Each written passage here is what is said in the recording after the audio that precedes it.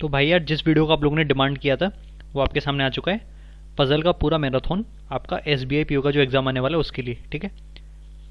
Best question हैं इसमें यार, इनको आपने प्रैक्टिस कर लिया तो पजल का आपका क्वेश्चन पेपर में गलत हो ही नहीं सकता, ठीक है। और एटलीस्ट जो इजी मीडियम क्वेश्चंस आपके आएंगे या डिफिकल्ट होंगे उनमें भी आप क्वेश्चंस अटेम्प्ट कर पाएंगे, ठीक है, अगर आपने वीडियो पूरा देख लिया तो। ओके, नहीं भी देखा तो भी कोई दिक्कत नहीं, अगर आपकी प्रैक्टिस ऑलरेडी सफिशिएंट है तो कोई दिक्कत नहीं है। बट अगर स्पीड आपको पकड़नी है, कैसे स्पीड पकड़ी जाए पेपर में और कैसे लिमिटेड टाइम में क्वेश्चंस आपके बनाने हैं, तो उसके लिए आपको वीडियो देखना पड़ेगा। ओके, और भाई मेरे को बस ये बताना था कि मेहनत बहुत लगा इस वीडियो को बनाने में, तो अगर आप चाहते हैं यार कि नेक्स्ट मैराथन भी ऐसा आता रहे तो इसको यार आपको दबा के शेयर करना पड़ेगा, ठीक है। और नेक्स्ट मैराथन आप मेरे को बता दीजिए ना, मैं पोल करा दूंगा चैनल पर। अगर आपने चैनल ज्वाइन नहीं करा है भाई तो प्लीज़ चैनल पहले ज्वाइन कर लो, टेलीग्राम चैनल डिस्क्रिप्शन में लिंक डलवा दिया है, ठीक है, उसको आप ज्वाइन कर लीजिए ज़रूर, क्योंकि वहाँ बहुत इन्फॉर्मेशन आ रही है आपके एग्ज़ाम रिलेटेड, ठीक है। और यार नेक्स्ट वीडियो आएगा कि नहीं आएगा ये इस बात पर डिपेंड करता है कि इस वाली वीडियो पे व्यूज़ कितने आएंगे, ठीक है। अगर मुझे पता चला कि वीडियोस पे व्यूज़ अच्छी हैं तो डेफिनेटली आएगा और जल्दी आएगा, और अगर रिस्पॉन्स अच्छा नहीं मिला यार तो शायद ना आ पाए, ठीक है। ओके भाई, और फिलहाल के लिए इसको पूरा कंप्लीट देखिए और जितने क्वेश्चन हैं पहले वीडियो खुद पॉज करना, ठीक है भाई, उसके बाद खुद से ट्राई करना, क्योंकि आपका मेथड जो है वही पेपर में आपके काम आने वाला है, ठीक है। पॉज करके पहले खुद ट्राई करना, उसके बाद सॉल्यूशन देखना, ठीक है, और देखना कि आपका सॉल्यूशन कैसे लगता है और मेरा सॉल्यूशन कैसे लगता। हो सकता है कि आपका सॉल्यूशन ज़्यादा अच्छा हो, कोई बड़ी बात नहीं है इसमें, ठीक है। जो भी है जैसे आपने प्रैक्टिस करा वैसे उनको सॉल्व करिए, ठीक है, और जल्दी सॉल्व करने का ट्राई करना क्वेश्चंस को स्पीड में। ओके, और इनफैक्ट कुछ क्वेश्चंस ऐसे थे जो मेरे से भी नहीं बन पा रहे थे, और कोई बड़ी बात नहीं है इसमें यार, एक आध क्वेश्चन ऐसा होता है जो हमसे ना बन पाए, ठीक है, उसमें कोई बुरा मानने वाली बात नहीं है। पेपर में भी आप फंसना नहीं किसी क्वेश्चन पे, कोई अगर आपको क्वेश्चन टफ लग रहा हो तो एकदम छोड़ देना तुरंत, ठीक है, और बाकी क्वेश्चन पे ध्यान देना। ओके, क्योंकि लिमिटेड टाइम का पेपर है यार आपका, है ना। तो भाई वीडियो को पूरा देखिए, ठीक है, और नेक्स्ट मैराथन मेरे को आप बता देना, अच्छा रिस्पॉन्स आया तो ज़रूर यार, और कमेंट बॉक्स में यार आप मेरे को ज़रूर बताइए कि क्या आपको लगता है एग्ज़ाम के बारे में, और कैसा आपका प्रिपरेशन है, और किस डेट में आपका एग्ज़ाम पड़ा है ना, ये सब आप मेरे को बता सकते हैं। और आपको क्या एक्सपेक्टेशन है या कोई सजेशन आपका तो वो भी बता सकते हैं। तो बिना टाइम खराब किए हुए एकदम जल्दी से स्टार्ट करते हैं, और आपके पेपर के लिए all the best. Okay, paper अच्छे से करना है एकदम, और इस वीडियो को स्टार्ट कर देते हैं। ओके, तो चलिए गाइस यार आपका फिर ये वाला क्वेश्चन देखते हैं। 8 person are sitting around a circular table, तो 8 लोग हैं, ठीक है, बहुत बढ़िया। 8 के लिए कैसे बनाएंगे, ऐसे बना लेता हूँ मैं, ये मेरी 8 पोजीशन होगी, ठीक है, गोले बना लेते हैं यहाँ पर। ओके, अब इसमें लोग भरना स्टार्ट करते हैं, देखते हैं कैसे कैसे भरे जाएंगे। Facing the centre but not necessarily in the same order. Okay, 2 person sit between Q and P, इधर टू राइट और इधर टू लेफ्ट, ठीक है, कोई दिक्कत नहीं है। R sets immediate to the right of Q, ठीक है, यही हमारा पॉइंट है, यहीं से हमें क्वेश्चन पकड़ना है। Q अगर मेरा यहाँ पर है तो R एकदम उसके राइट में बैठेगा, मतलब R यहाँ बैठेगा, ठीक। अब इसके बाद क्या है, हमको क्या बोला गया है, 1 person sits between R and S। अच्छा, तो R और S के बीच में एक आदमी है, तो मतलब S आपका यहाँ भी आ सकता है और S आपका यहाँ पर आ सकता है, ठीक है। पहले ये वाली पॉसिबिलिटी देखते हैं, अगर इससे बन गया तो कोई दिक्कत ही नहीं है, क्योंकि बीच में यहाँ पर Q है। S अगर मैं मान लिया कि यहाँ पर बैठा है, ओके, तो क्वेश्चन मेरे से क्या कह रहा है, हु फेसेस T, तो S के अपोजिट क्या है, T है आपका, इसको मैं कट कर देता हूँ अभी के लिए, ठीक। अब क्या बोला जा रहा है, Q and T are not immediate neighbours of each other. हाँ बिल्कुल सही बात है, Q और T नेबर्स नहीं है, ये चीज़ करेक्ट हो गई, मतलब यही सही है। W set second to the left of V, ठीक है, WV के बारे में कुछ पता ही नहीं हमें तो छोड़ देते हैं। 3 person sit between U and V, U और V के बीच में 3 लोग बैठे हैं। अच्छा, अगर 8 लोग हैं तो ये देखो S और T अपोजिट बैठे हैं, तो इनके बीच में कितने कितने लोग हैं, 3 लोग हैं। तो मतलब अगर 3 लोग किन्हीं 2 लोग के बीच में पढ़ रहे हैं तो वो लोग आपस में अपोजिट बैठे हैं, इसका मतलब क्या है कि U और V आपके अपोजिट बैठे हैं। और कौन सी पोजीशन ऐसी बची, अपोजिट वाली है जिसे मैं भर सकता हूँ, ठीक है।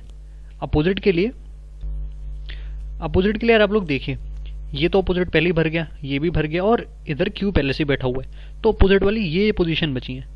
तो इसका मतलब या तो U यहाँ पर आ सकता है या U यहाँ पर आ सकता है। अगर मैं मान लूँ कि आपका U यहाँ पर आ गया और V आपका यहाँ पर आ गया, तो क्वेश्चन हमसे आगे क्या कह रहा है,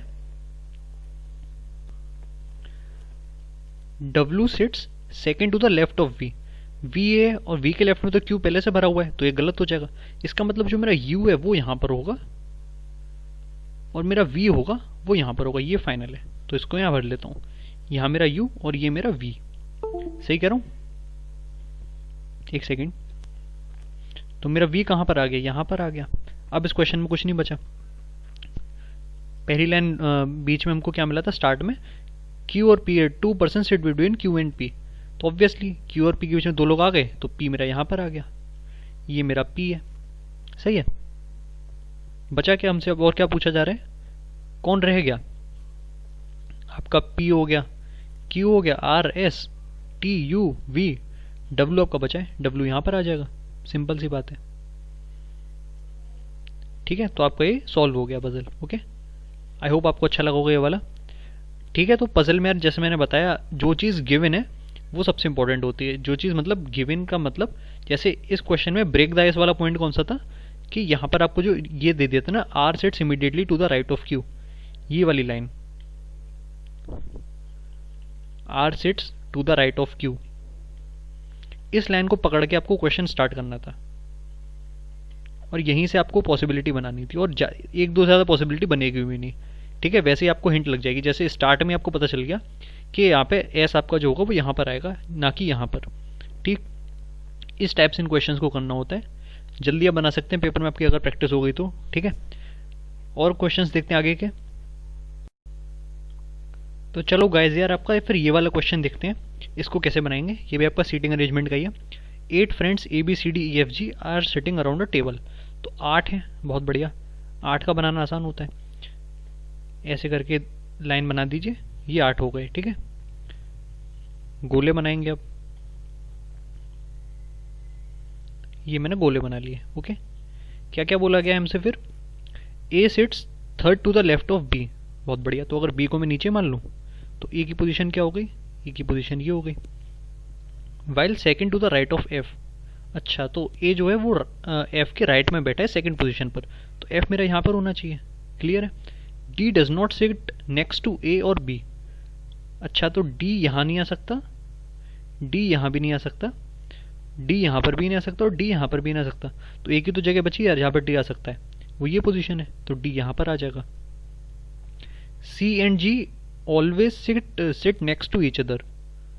ठीक है, और क्या गिवन है हमको? H never sits next to D, मतलब एच जो है वो आपका यहाँ पर नहीं आ सकता।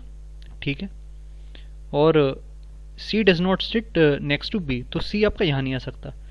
और हमको क्या बोला गया था कि सी और जी साथ बैठेंगे, तो मतलब सी और जी इन्हीं दो पोजीशन पर तो आ सकते हैं फिर, तो सी आपका यहाँ पर आ जाएगा और जी आपका यहाँ पर आ जाएगा। ये तो बोला गया हमसे।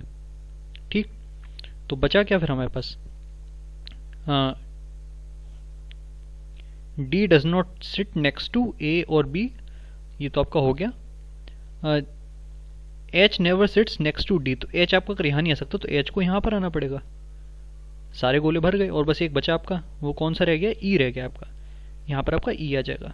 ठीक है, ये क्वेश्चन भी आपका हो गया। आई होप आप लोग समझ पा रहे होंगे कि किस तरीके से इनको जल्दी करना है ना। बस कुछ नहीं है, जो है वो आपको उतारना है एज इट इज़। बस पढ़ने की आपकी स्पीड है, आप कितनी जल्दी पढ़ के उसे अप्लाई कर पा रहे हैं उसमें। ठीक है, अगर लैंग्वेज में आप फंस गए तो पक्का क्वेश्चन आपका चला जाएगा। और लैंग्वेज अगर एक बार में आपको समझ में ना आए तो छोड़ दीजिएगा क्वेश्चन को, क्योंकि एक बार में अगर क्वेश्चन समझ में आ गया तो आप बना ही देंगे। क्योंकि इसमें और कोई रॉकेट साइंस तो है नहीं कि मैंने कोई ऐसा फॉर्मूला लगा दिया या फिर मैं कोई ऐसी चीज़ जानता हूँ। इसमें आप सिंपल आपकी थिंकिंग है, जो जहाँ पर नहीं आ सकता वहाँ पर ऐसे लिख क्रॉस लगाते जाइए, तो आपको कोई कन्फ्यूज़न नहीं होगा। और अगर पजल थोड़ा लंबा हुआ तो आप उसे भी बना देंगे। ठीक है, प्रीलिम्स के लिए तो इतना सफिशिएंट है मेरे हिसाब से, है ना। और क्वेश्चन देखते हैं भाई जल्दी से। नेक्स्ट यार आप ये वाला क्वेश्चन देखो, बहुत अच्छा क्वेश्चन है, चैलेंजिंग है एकदम, मेंस लेवल का है। इसको देखते हैं। 7 friends I J K L M N and O live in a 7 floor building. Okay, तो बिल्डिंग वाला क्वेश्चन है। उस तरीके में क्या करते हैं हम लोग, 7 पे नंबरिंग कर लेते हैं पहले। जैसे मैं यहाँ लिख लूँगा 7 6 5 4 3 2 और 1, ये तो मेरी नंबरिंग हो गई। ठीक है ना, यहाँ तक सब कुछ ठीक है। अब मेरे को सेट करनी है वैल्यूज़ कैसे भी। हाँ तक ग्राउंड फ्लोर इज नंबर 1, वो सब तो इन्फॉर्मेशन है आपकी। M does not live on an even numbered floor. अच्छा, तो एम जो आपका है वो ऑड पर आएगा, ठीक है, ऑड पे आएगा मतलब 1 पे आ सकता है, 3 पे, 5 पे और 7 पे, ये पॉसिबिलिटीज़ हैं। Okay, O does not live on top floor, top most floor, तो ओ तो आपका टॉप पे नहीं आने वाला। Only 1% live between M and O, ये काफ़ी इंपॉर्टेंट है कि आपका एम और ओ के बीच में एक ही आदमी है, मतलब अगर ये मेरा एम है तो ये मेरा ओ है, इस तरीके से। आई does not live on even number floor, तो आई भी आपका जो है यहाँ लिख लेता हूँ मैं, आई आपका ऑड है। और क्या गिवन है, N does not live below N, ठीक है कोई दिक्कत नहीं। L does not live immediately above और बिलो एन, बिलो ओ, अच्छा तो एल और ओ साथ में नहीं हो सकते, ये हमको ध्यान रखना है, ठीक। 2 persons live between L and M, L और एम के बीच में 2 लोग हैं, अच्छा ये ठीक है। तो मतलब अभी तक हमको ये पता था कि एम और ओ के बीच में एक आदमी है और एम और एल के बीच में 2 आदमी है, ये भी कंफर्म हो गया। ओके, बोथ के and J do not live on odd numbered floor, तो जो के एंड जे है ये इवन पर आएंगे, ठीक। There are 2 floors between the floors on which O and K live, तो ओ और के के बीच में भी आपका 2 का गैप है, ये हमको पता चल गया, ठीक है। अब इसको बनाने का ट्राई करते हैं यार। बनाते समय सबसे पहले तो मुझे दिख रहा है कि एम इधर काफ़ी बार आ गया स्टार्ट में, तो एम के संग कुछ करते हैं। एम अगर मेरा ऑड पर है तो कहाँ कहाँ हो सकता है, एम मेरा यहाँ पर हो सकता है, फिर मेरा एम कहाँ पर हो सकता है, 3 नंबर पे हो सकता है। मैं ऐसी लाइन बना देता हूँ ताकि कोई कन्फ्यूज़न ना हो, पॉसिबिलिटीज़ काफ़ी सारी आ सकती हैं। ऐसे ऐसे लाइन बना दी हमने,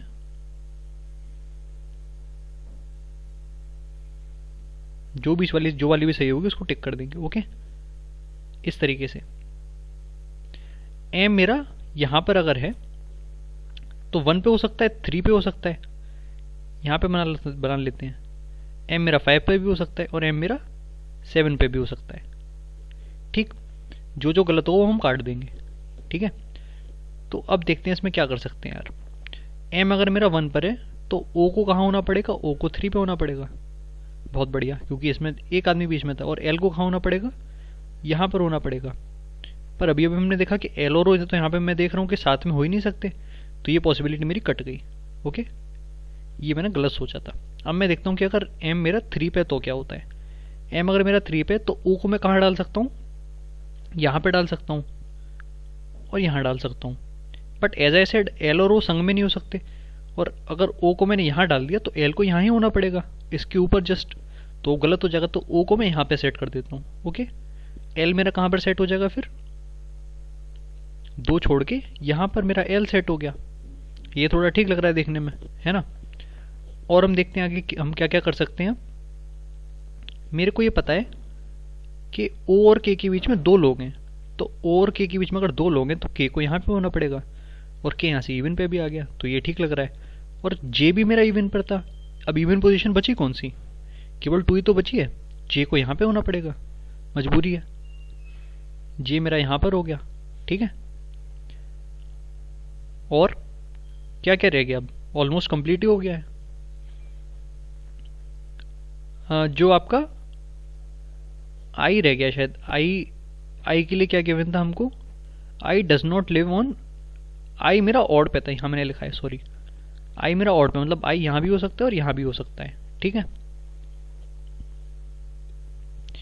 और यार एक और चीज़ गिवन थी आई के लिए, N does not live below N, तो आई जो है मेरा एन से नीचे नहीं रहेगा, तो आई को तो यहाँ पर होना ही पड़ेगा, है ना। और एन को कहाँ होना पड़ेगा, एन को यहाँ पर होना पड़ेगा। तो ये मेरा आंसर निकल कर आ गया, ठीक है। ठीक से लिख देता हूँ इसको यहाँ पर, आई एल एन के एम जे ओ, ये मेरा आंसर आया है, ठीक है। ज़्यादा प्रॉब्लम इसमें नहीं हुआ निकालने में, ठीक है। अगला क्वेश्चन देखें भाई, आपको लोग को समझ में आया होगा अच्छे से क्वेश्चन, काफ़ी अच्छा चैलेंजिंग क्वेश्चन था।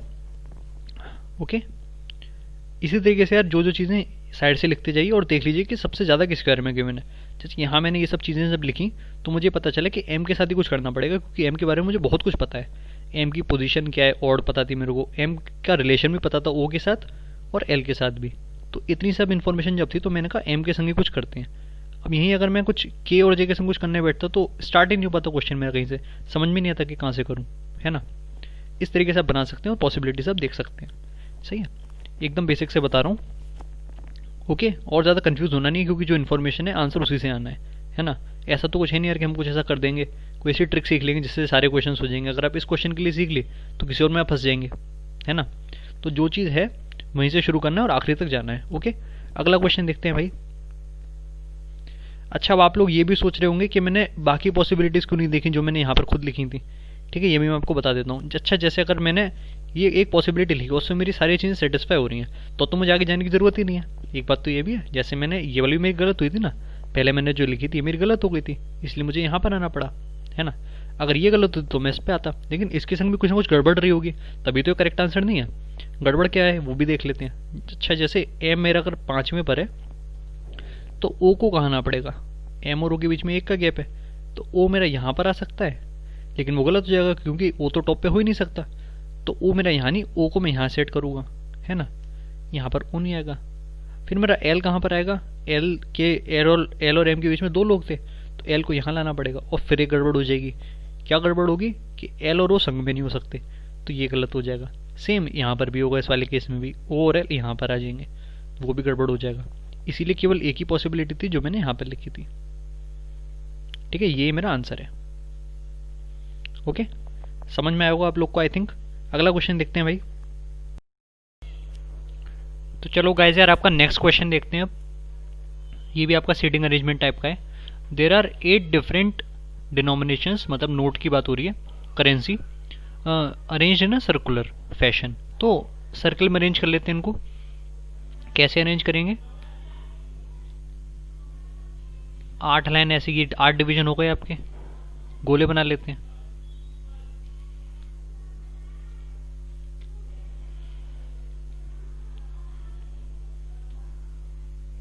ठीक है, ये आपके गोले बन गए। ओके, कलर थोड़ा चेंज कर देता हूँ, देखने में प्रॉब्लम ना हो। ओके, अब इसमें फिल करने हैं हमको। ठीक है, देखते हैं कैसे कैसे भरा जाएगा। क्वेश्चन पढ़ते हैं।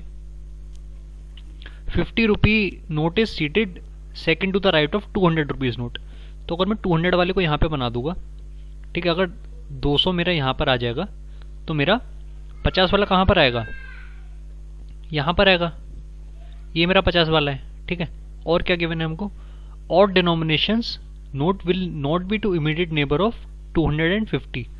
ऑड डिनोमिनेशन का मतलब क्या हुआ कि जो 1 और 5 का है, ये 50 के पास भी नहीं आएगा, और ये किसके पास नहीं आएगा, 200 के पास भी नहीं आएगा।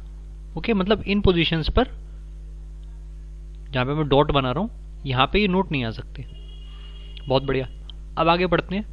There will be less than 100 rupees denomination to the immediate left and right of 100 rupees note except 1 rupee note. अच्छा, 100 के आजू बाजू 100 से कम का ही नोट होगा, ये हमको याद रखना है, ये आगे शायद काम आए। 100 rupees note is second to the left of 5 rupees note.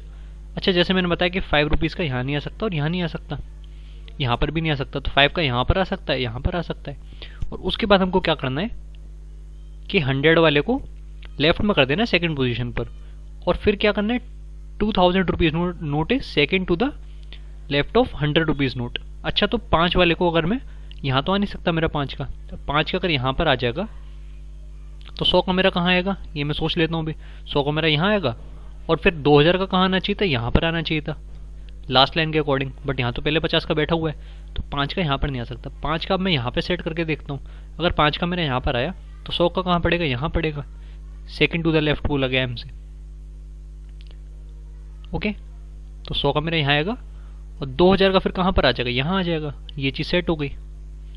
ठीक है, और देखते हैं क्या क्या चीज़ हो सकती है।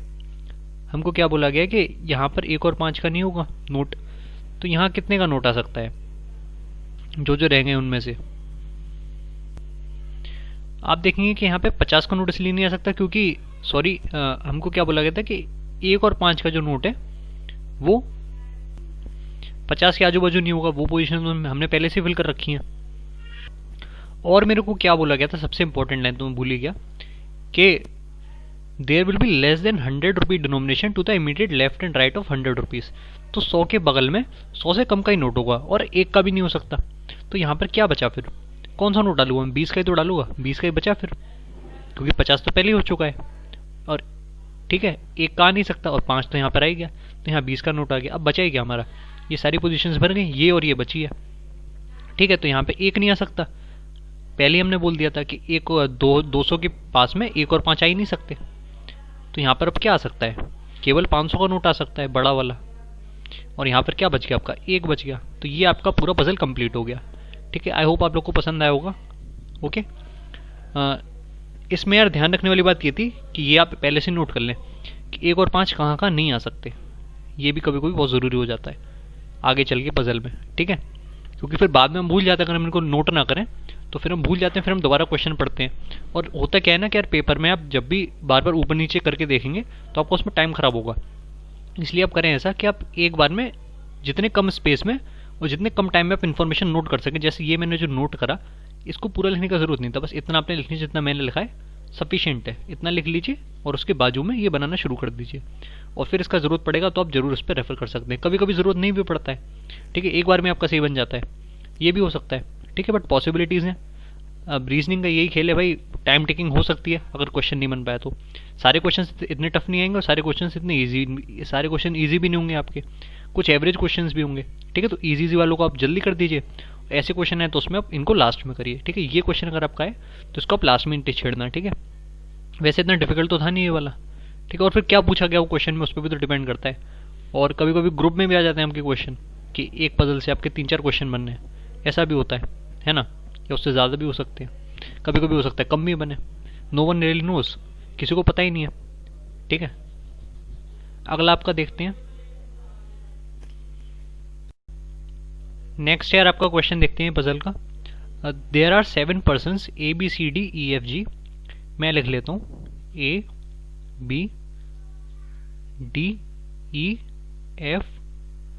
और ये थोड़ी कम जगह बची, यहाँ G लिख दिया मैंने। इनके बारे में हमको क्या पता है यार, they all belong to different cities, Kolkata, Mumbai, Chennai, Pune, Lucknow, Ahmedabad and Delhi, but not necessarily in same order, वो तो पता ही है। D belongs to Pune. ठीक है, ये हमको कन्फर्म है कि ये पुणे है। Okay, neither A nor F belongs to Kolkata. ठीक है, तो ए में आपका कोलकाता नहीं आएगा और क्या नहीं आएगा, यहाँ लिख लेते हैं, ए में कोलकाता नहीं है और क्या नहीं है, एफ में भी कोलकाता नहीं है। बहुत बढ़िया। B belongs to Ahmedabad. ठीक, बी का लिख लिया Ahmedabad. C does not belong to Kolkata and Lucknow. अच्छा, तो जो सी है ये कोलकाता नहीं है और सी लखनऊ भी नहीं है। ठीक है, तो मतलब कोलकाता के बारे में हमको काफ़ी चीज़ पता चली है। कोलकाता ना ए में आ सकता है, ना एफ में आ सकता है, ना सी में आ सकता है। ए, एफ और सी यहाँ पर नहीं आ सकता है। मतलब वो कहाँ आ सकता है, या तो ई में आ सकता है कोलकाता, या मेरा जी में आ सकता है। मुझे अभी तक ये पता चल गया। ठीक है, ये मेरा कोलकाता, इन दोनों में से कोई एक है। अब मेरे को पता है कि जी बिलोंग्स टू मुंबई, तो जी मेरा मुंबई हो गया। तो कोलकाता किसको होना पड़ेगा, ई को कोलकाता होना पड़ेगा। ओके, अब देखते हैं क्या क्या रह गया है। सी, एफ और ए ये मेरा रह गया है ना, और सी मेरा लखनऊ नहीं है, तो या तो ए मेरा लखनऊ है या एफ मेरा लखनऊ है ना। और मेरे से क्या बोला गया, A does not belong to Lucknow and Chennai, तो एफ मेरा लखनऊ है। ये चीज़ भी क्लियर हो गई। अब मेरा ए और सी बचा। ठीक है, और ए मेरा चेन्नई नहीं है, तो सी को चेन्नई होना पड़ेगा। और ए क्या हो जाएगा, जो मेरा बचा हुआ है, कौन सा शहर बच गया, कोलकाता हो गया आपका, मुंबई हो गया, चेन्नई हो गया, पुणे भी हो गया, लखनऊ हो गया, अहमदाबाद हो गया, दिल्ली आपका रह गया। तो ए आपका दिल्ली है, दिल वालों की Delhi.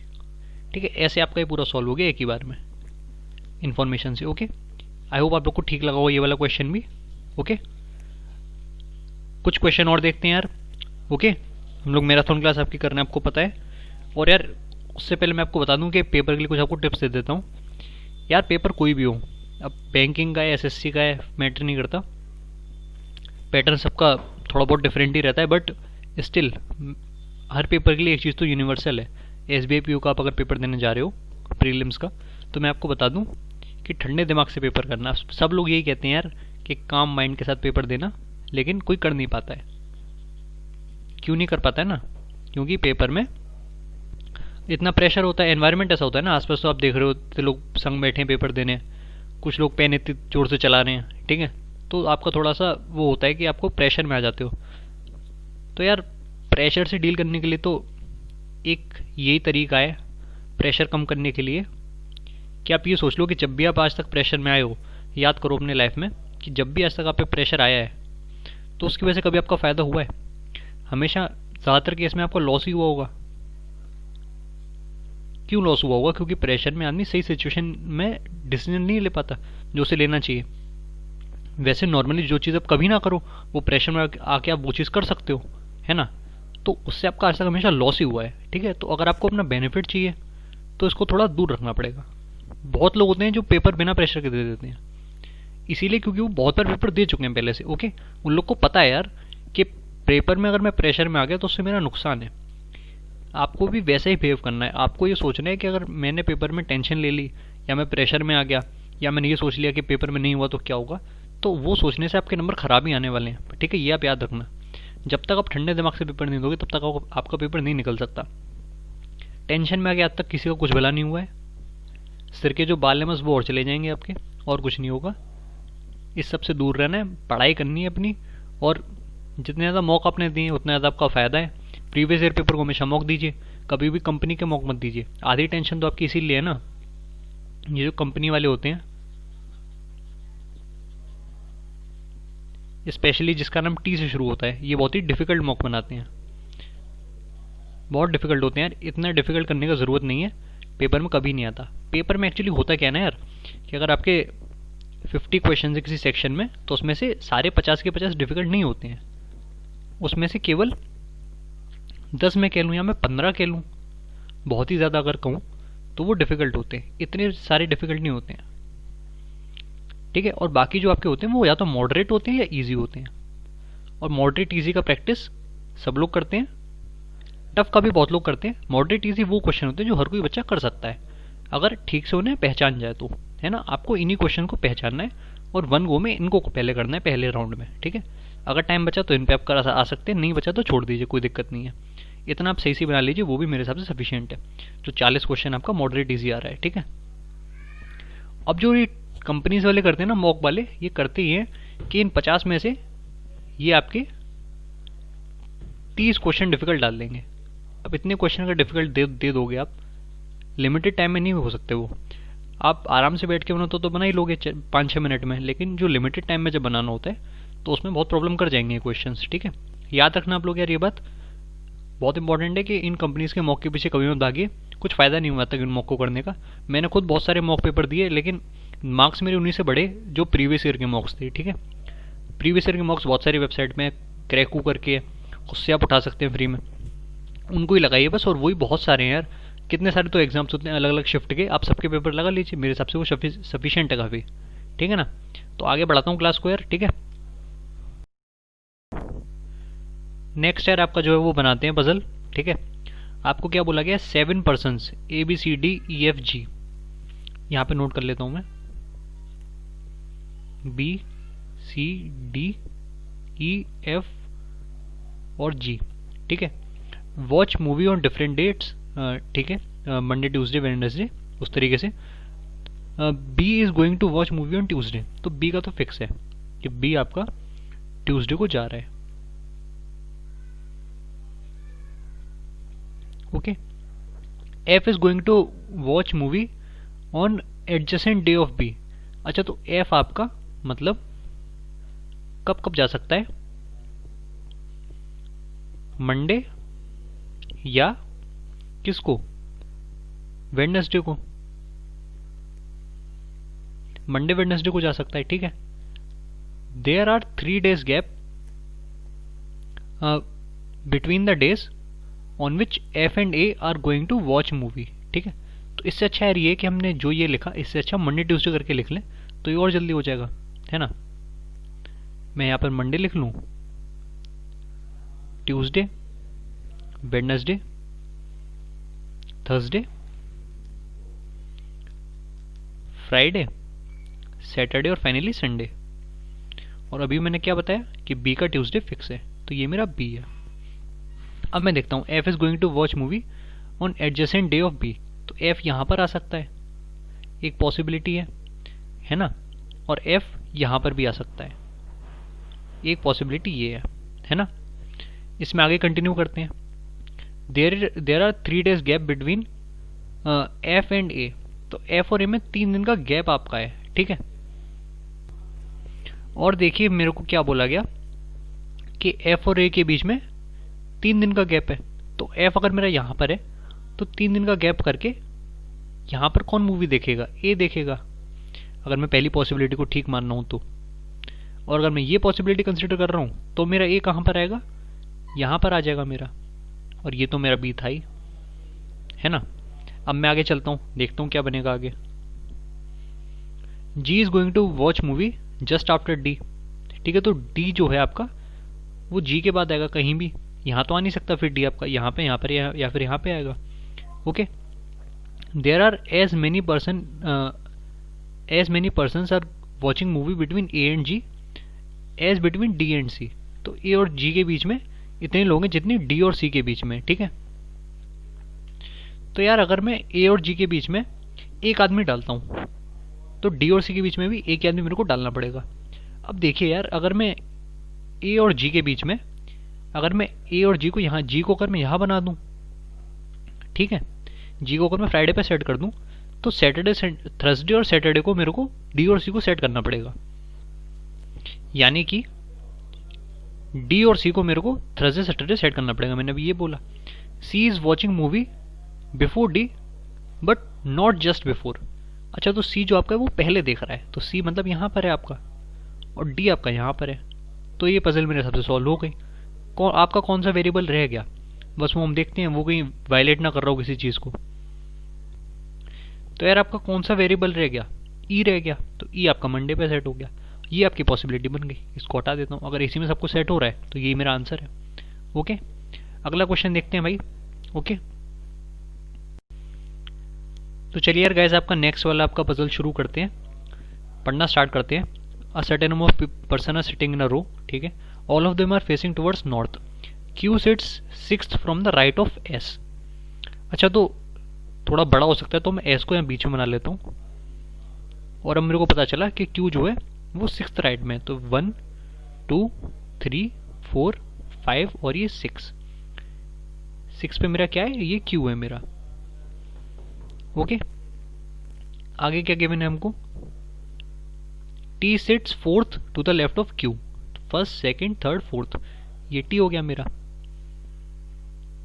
Okay, only 2 person sit between Q and P, तो क्यू और पी के बीच में 2 लोग बैठते हैं, तो पी मेरा या तो यहाँ हो सकता है, या फिर मैं एक पोजीशन ऐसी बना देता हूँ, या पी मेरा यहाँ पर भी हो सकता है इस पोजीशन पर, है ना।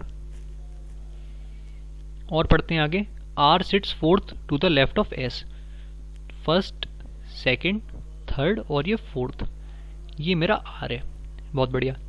We sits second to the right of U, ये भी हम देखेंगे, और U sits between S and T, तो यू मेरा यहाँ पे हो गया, और वी जो है वो second to the right of U है, तो वी मेरा यहाँ पर होगा, पी नहीं होगा, यहाँ पर वी होगा। ठीक है, पी मेरा हो गया फाइनल, ये पोजीशन पी की हो गई, बहुत बढ़िया।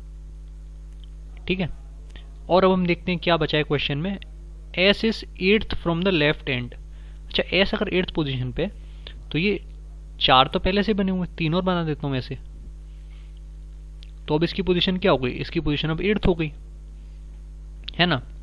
1 2 3 4 5 6 7 8, बहुत बढ़िया। 6 person sit between W and V, तो डब्ल्यू और वी के बीच में अगर 6 लोग बैठे हैं, और मैंने पहले पढ़ा था कि W is 3rd from any of the end, तो डब्ल्यू अगर यहाँ पर है तो अब मैं काउंट करता हूँ कितने लोग हुए इनके बीच में,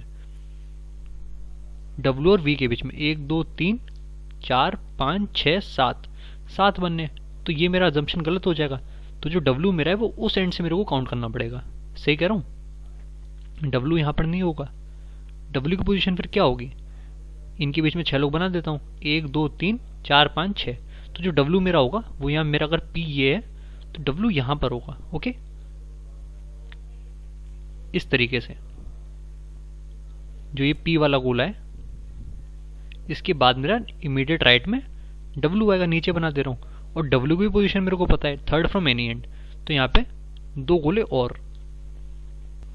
तो ये यार मेरा पूरा सॉल्व हो गया। ठीक है, P को मैंने नीचे बना दिया है, P के बाद का जो भी है इस तरीके से चलेगा आगे यहाँ तक, और फिर ऐसे। Okay,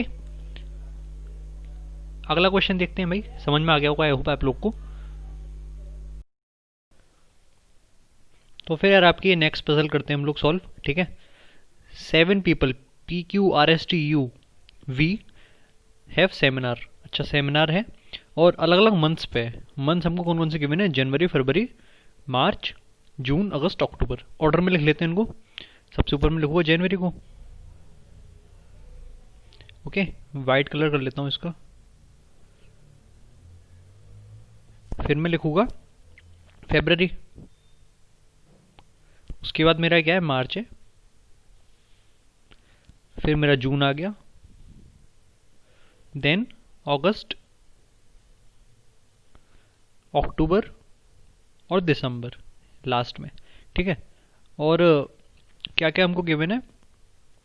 use seminar is just before S but not in the month which is 31 days. अच्छा, तो मंथ के डेज की काउंट भी हो रही है। तो मैं जानता हूँ जनवरी में 31 डेज होते हैं, फेब में 28, मार्च में 31, जून में 30 होते हैं बस, अगस्त 31, अक्टूबर भी 31 और दिसंबर भी 31। बहुत बढ़िया। ठीक है, हमको क्या बोला गया है कि यू का सेमिनार ऐसे जस्ट पहले है, लेकिन उस मंथ में नहीं है जिसमें 31 डेज हैं। तो यार 31 डेज तो लगभग सभी मंथ्स में, बस फरवरी और जून में नहीं है।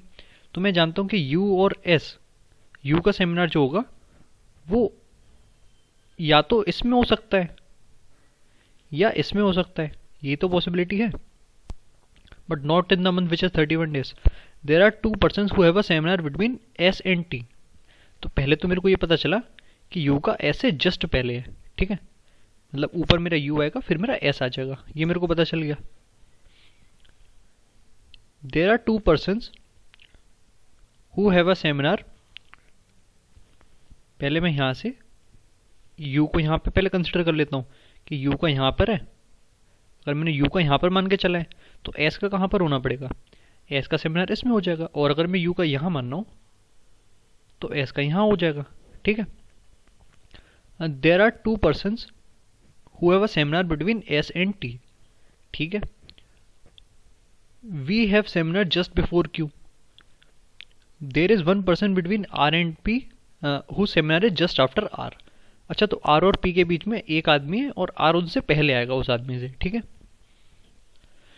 तो यार सबसे इंपॉर्टेंट लाइन तो मेरे को यही वाली लगी, देर are 2 persons who have seminar between S and T, क्योंकि S की लोकेशन मेरे को यहाँ पता चल रही है। तो S और T के बीच में अगर 2 लोग हैं तो एक ये और एक ये अगर मैं खाली छोड़ूं तो यहाँ पर तो T मेरा यहाँ पे आ जाएगा, है ना, यहाँ मेरा T आ गया। ओके, जून और अगस्त अगर मैंने खाली छोड़ दिए तो, और इसको अगर मैं कंसिडर करूँ तो यहाँ तो आ नहीं सकता, तो ऊपर चला जाएगा T। ठीक है, देर are 2 persons who have seminar between S and T। तो इसको और इसको ब्लैंक करके T मेरा यहाँ पर आ गया। अब मैं देखता हूँ बाकी वैल्यूज क्या कहीं से सेट हो पाएंगी। इन दोनों में से कोई एक पॉसिबिलिटी बनने वाली है, हमको पता चल गया।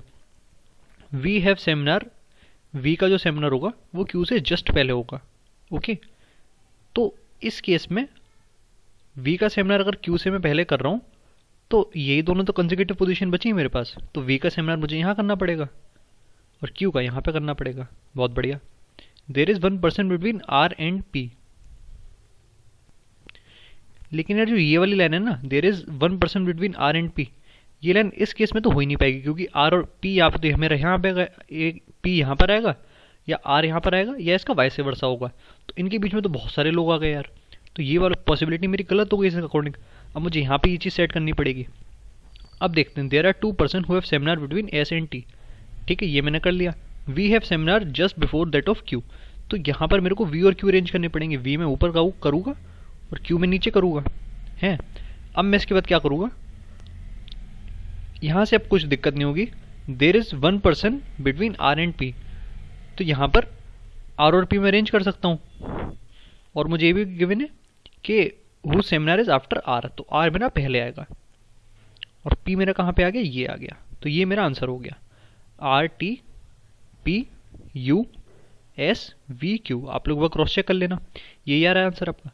ठीक है, तो दो पॉसिबिलिटीज है इसमें, हमने इस वाली को ब्रेक कर दिया बिकॉज इसमें फॉल्ट आ रहा था लास्ट में। ठीक है, तो ये यार आपको क्वेश्चन पढ़ना है, जितनी जल्दी आप कर सकते हो उतनी जल्दी, बस आपकी प्रैक्टिस है।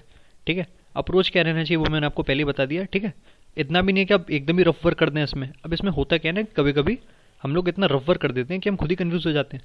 तो जैसे मैंने यहाँ पे लिखा है वैसे ही थोड़ा नीट एंड क्लीन लिखिए। पता नहीं यार नीट एंड क्लीन लिखा भी नहीं लिखा है, बट आप लोग रफ वर्क को अवॉइड करिए इन क्वेश्चन में।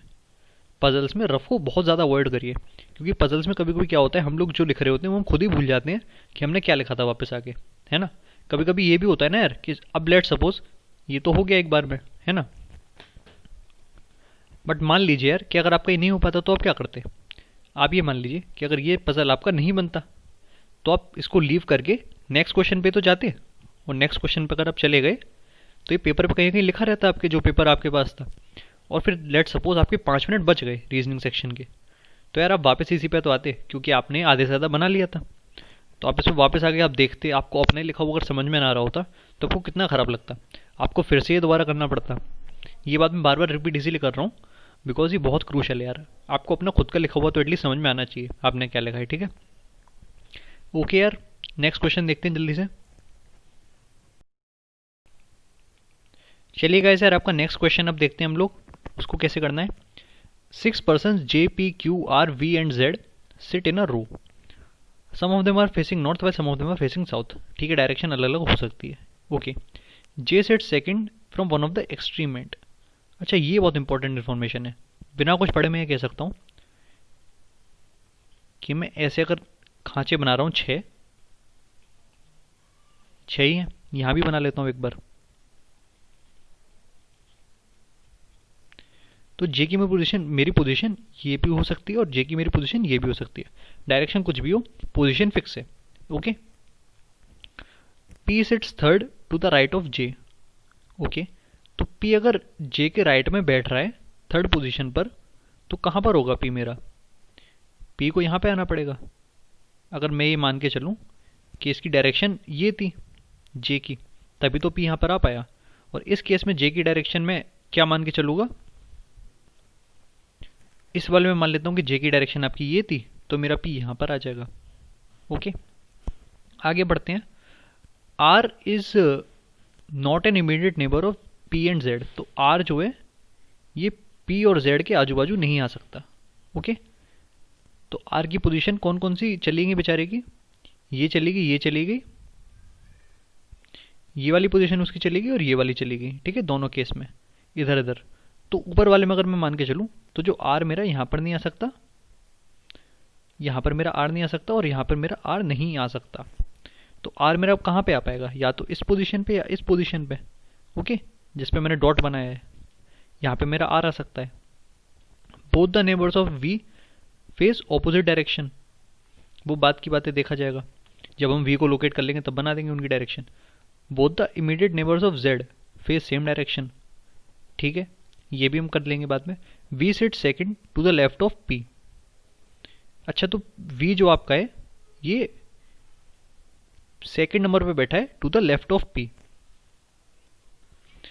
तो यार अगर मैं ऊपर वाला केस आपका मानूं तो मुझे पता चल पा रहा है कि वी की पोजीशन क्या हो सकती है, ये हो सकती है ना, ये पोजीशन वी की पॉसिबल है। ओके, अब मैं क्या पढ़ता हूं आगे, Q sits to the right of R. Okay, Q R के राइट में बैठा हुआ है। तो यार जो आपका आर था वो तो मैंने कहाँ का एलिमिनेट कर दिया था, यहाँ पे नहीं हो सकता था, यहाँ पे नहीं हो सकता, तो आर की पोजीशन यही बची मेरे पास, तो आर को मैं इधर बढ़ा दूंगा। ठीक है, और अब मेरे को पता है कि जो क्यू है वो आर के राइट में बैठा है, तो क्यू की क्यू कहाँ पर आ जाएगा मेरा, यहाँ पर आ जाएगा, क्योंकि ये पोजीशन तो पहले से फिक्स है जे के लिए, तो उसकी डायरेक्शन अपोजिट हो जाएगी। और क्यू मेरा कहाँ पर आ गया, यहाँ पर मेरा क्यू आ गया, तो बचा मेरा क्या, यहाँ पे कौन सी वैल्यू बच गई मेरी, z मेरा रह गया, तो ये मेरा z आ गया। ठीक है, और अब बचा क्या यार, अब मेरे को बस इनकी डायरेक्शन देनी है। डायरेक्शन में देखता हूँ कैसे इनकी सेट कर सकता हूँ। जैसे मेरे को पता चला कि क्या क्या मेरे को गिवन था कि R is not an immediate neighbor of P and Z, both the neighbors of P face opposite direction। तो V के जो नेबर है वो ऑपोजिट डायरेक्शन फेस करते हैं, तो J की डायरेक्शन अगर मैंने ये मानी थी तो Z की डायरेक्शन मेरे को उल्टी करनी पड़ेगी ये। ठीक है, ये चीज़ करेक्ट हो गई। Both the immediate neighbours of Z face same direction, तो Z के जो दोनों नेबर्स हैं वो सेम डायरेक्शन फेस करेंगे, या तो ऊपर दोनों ऊपर या दोनों नीचे, है ना। और क्योंकि मैंने डिसाइड किया था कि V sit second to the left of P, तो इन दोनों की डायरेक्शन ये होनी चाहिए। अब ये ठीक है, R फेसेस नॉर्थ, तो R की डायरेक्शन ये हो गई। और क्या बोला गया, Q faces the same direction as Z, तो Z की डायरेक्शन नीचे थी तो Q की क्या हो जाएगी, Q की भी नीचे हो जाएगी। ये मेरा आंसर आ गया इसका। ओके, सारी चीज़ में सेट हो गई। ओके, अगला क्वेश्चन देखते हैं मैं जल्दी से। अगला यार आपका देखते हैं कैसे बनेगा। There are 10 persons sitting in 2 parallel rows. अच्छा, तो 5-5 लोग की 2 रो हैं, बना लेता हूँ मैं। एक मैंने ये मान के चला और एक मैं यहाँ भी बना लेता हूँ। ओके, इसी में हो जाएगा। ABCDE आर सिटिंग इन रो 1। अच्छा, तो ऊपर वाली में मान लेता हूँ कि रो 1 है आपकी। बट यार मेरे को बोला गया है कि जो रो 1 वाले वो नॉर्थ डायरेक्शन फेस कर रहे हैं, नॉर्थ डायरेक्शन आपकी ऊपर है, तो नीचे वाली रो है वो मेरे को माननी पड़ेगी कि रो 1 है। ये वाली है मेरी रो 1 जो नीचे है। ओके, क्योंकि तभी वो नॉर्थ फेस करेंगे तो आपस में वो लोग एक दूसरे को अपोजिट देख पाएंगे, है ना। ऊपर वाली मेरी रो 2 हो गई। रो 2 आपकी साउथ डायरेक्शन फेस कर रही है। ठीक है, B sits immediate right of A, तो B जो आपका है वो एकदम A के राइट में है ना। अब मेरे को क्या बोला गया, that neither A NOR B seats eight extreme ends. अच्छा, ये काफ़ी अच्छी इन्फॉर्मेशन है कि जो A और B हैं वो राइट या लेफ्ट में है नहीं। तो अगर मैं A को कहीं भी यहाँ मान लूँ, डायरेक्ट अभी नंबर नहीं पता, तो मैं कह सकता हूँ कि B मेरा इसके जस्ट बाजू में आ गया। ओके, और A और B एंड पे तो है नहीं, इसलिए मैंने थोड़े बीच में बनाए हैं। Okay, 2 persons sit between P and N, वो ऊपर वाला रो का बात हो रहा है। P और N के बीच में 2 लोग हैं। B faces the one who sits on immediate left of P। अच्छा, तो जो P के लेफ्ट में बैठा होगा, मतलब जो भी यहाँ पर बैठा होगा वो P के लेफ्ट में होगा, और P फिर मेरा किस तरफ हो जाएगा, P जो मेरा होगा अगर उसके लेफ्ट में वो बैठा हुआ है, तो यार इसका मतलब ये हुआ कि P की लोकेशन मेरी ये हो गई, ये मेरा P है यहाँ पर, तभी तो इसके लेफ्ट में एक पर्सन बैठा है जो B के अपोजिट है। बहुत बढ़िया। M sits immediate to the right of R, तो M जो आपका है वो एकदम R के राइट में बैठा हुआ है। C sits at the end of the row, तो C आपका रो के एंड में है। यहाँ भी हो सकता है और यार यहाँ भी हो सकता है, अभी हमको नहीं पता, है ना। D sits to the left of E। Okay, तो D अगर E के लेफ्ट में बैठा हुआ है तो इसका मतलब क्या है कि D जो मेरा है वो यहाँ पर होगा और E मेरा यहाँ पर होगा, अगर मैं ऊपर वाले को करेक्ट मान रहा हूँ, ऊपर वाली पॉसिबिलिटी को, है ना। तब ये चीज़ होगी। अब मैं इसको ऊपर वाले को सॉल्व करने का ट्राई करता हूँ, कैसे सॉल्व होगा। M sits immediate to the right of R, ये हमको गिवन था। बहुत बढ़िया। और एक और चीज़ गिवन थी ऊपर वाली लाइन के बारे में, 2 persons sit between P and N। तो P और N के बीच में अगर 2 लोग बैठे हैं तो ऑब्वियसली N मेरा यहाँ पर आना पड़ेगा, और ये अब बॉक्सेस मेरे खाली रहेंगे भी। ओके, और M sits to the immediate right of R, तो यहीं पे ये पॉसिबल हो सकता है कि जो आपका M है वो तो यहाँ पर आ जाए, किसके राइट में, R के राइट में। ये आपका चीज़ बची। और यहाँ पर कौन सा बॉक्स मेरा रह गया, यहाँ पर जो मेरा रह गया वो रह गया P आपका हो गया, M R O आपका रह गया, तो O मेरा यहाँ पे आ जाएगा। बस इस केस में प्रॉब्लम क्या हुई, प्रॉब्लम ये हुई कि जो आखिरी लाइन लिखी थी ना वो वायलेट हुई, D does not face R, तो ये पॉसिबिलिटी मेरी यहीं से उड़ गई, ये हो नहीं हो सकती। तो जो मैंने सी को यहाँ पे माना था ना, ये गलत था, तो सी को मुझे यहाँ पर मानना पड़ेगा। तो ए अगर मैं यहाँ बनाऊँगा, बी को इसके राइट में, तो सी को मैं कहाँ बनाऊँगा, सी मेरा अब यहाँ पर आएगा, क्योंकि पहले मैंने यहाँ माना था और वो गड़बड़ हो गया सब कुछ, है ना।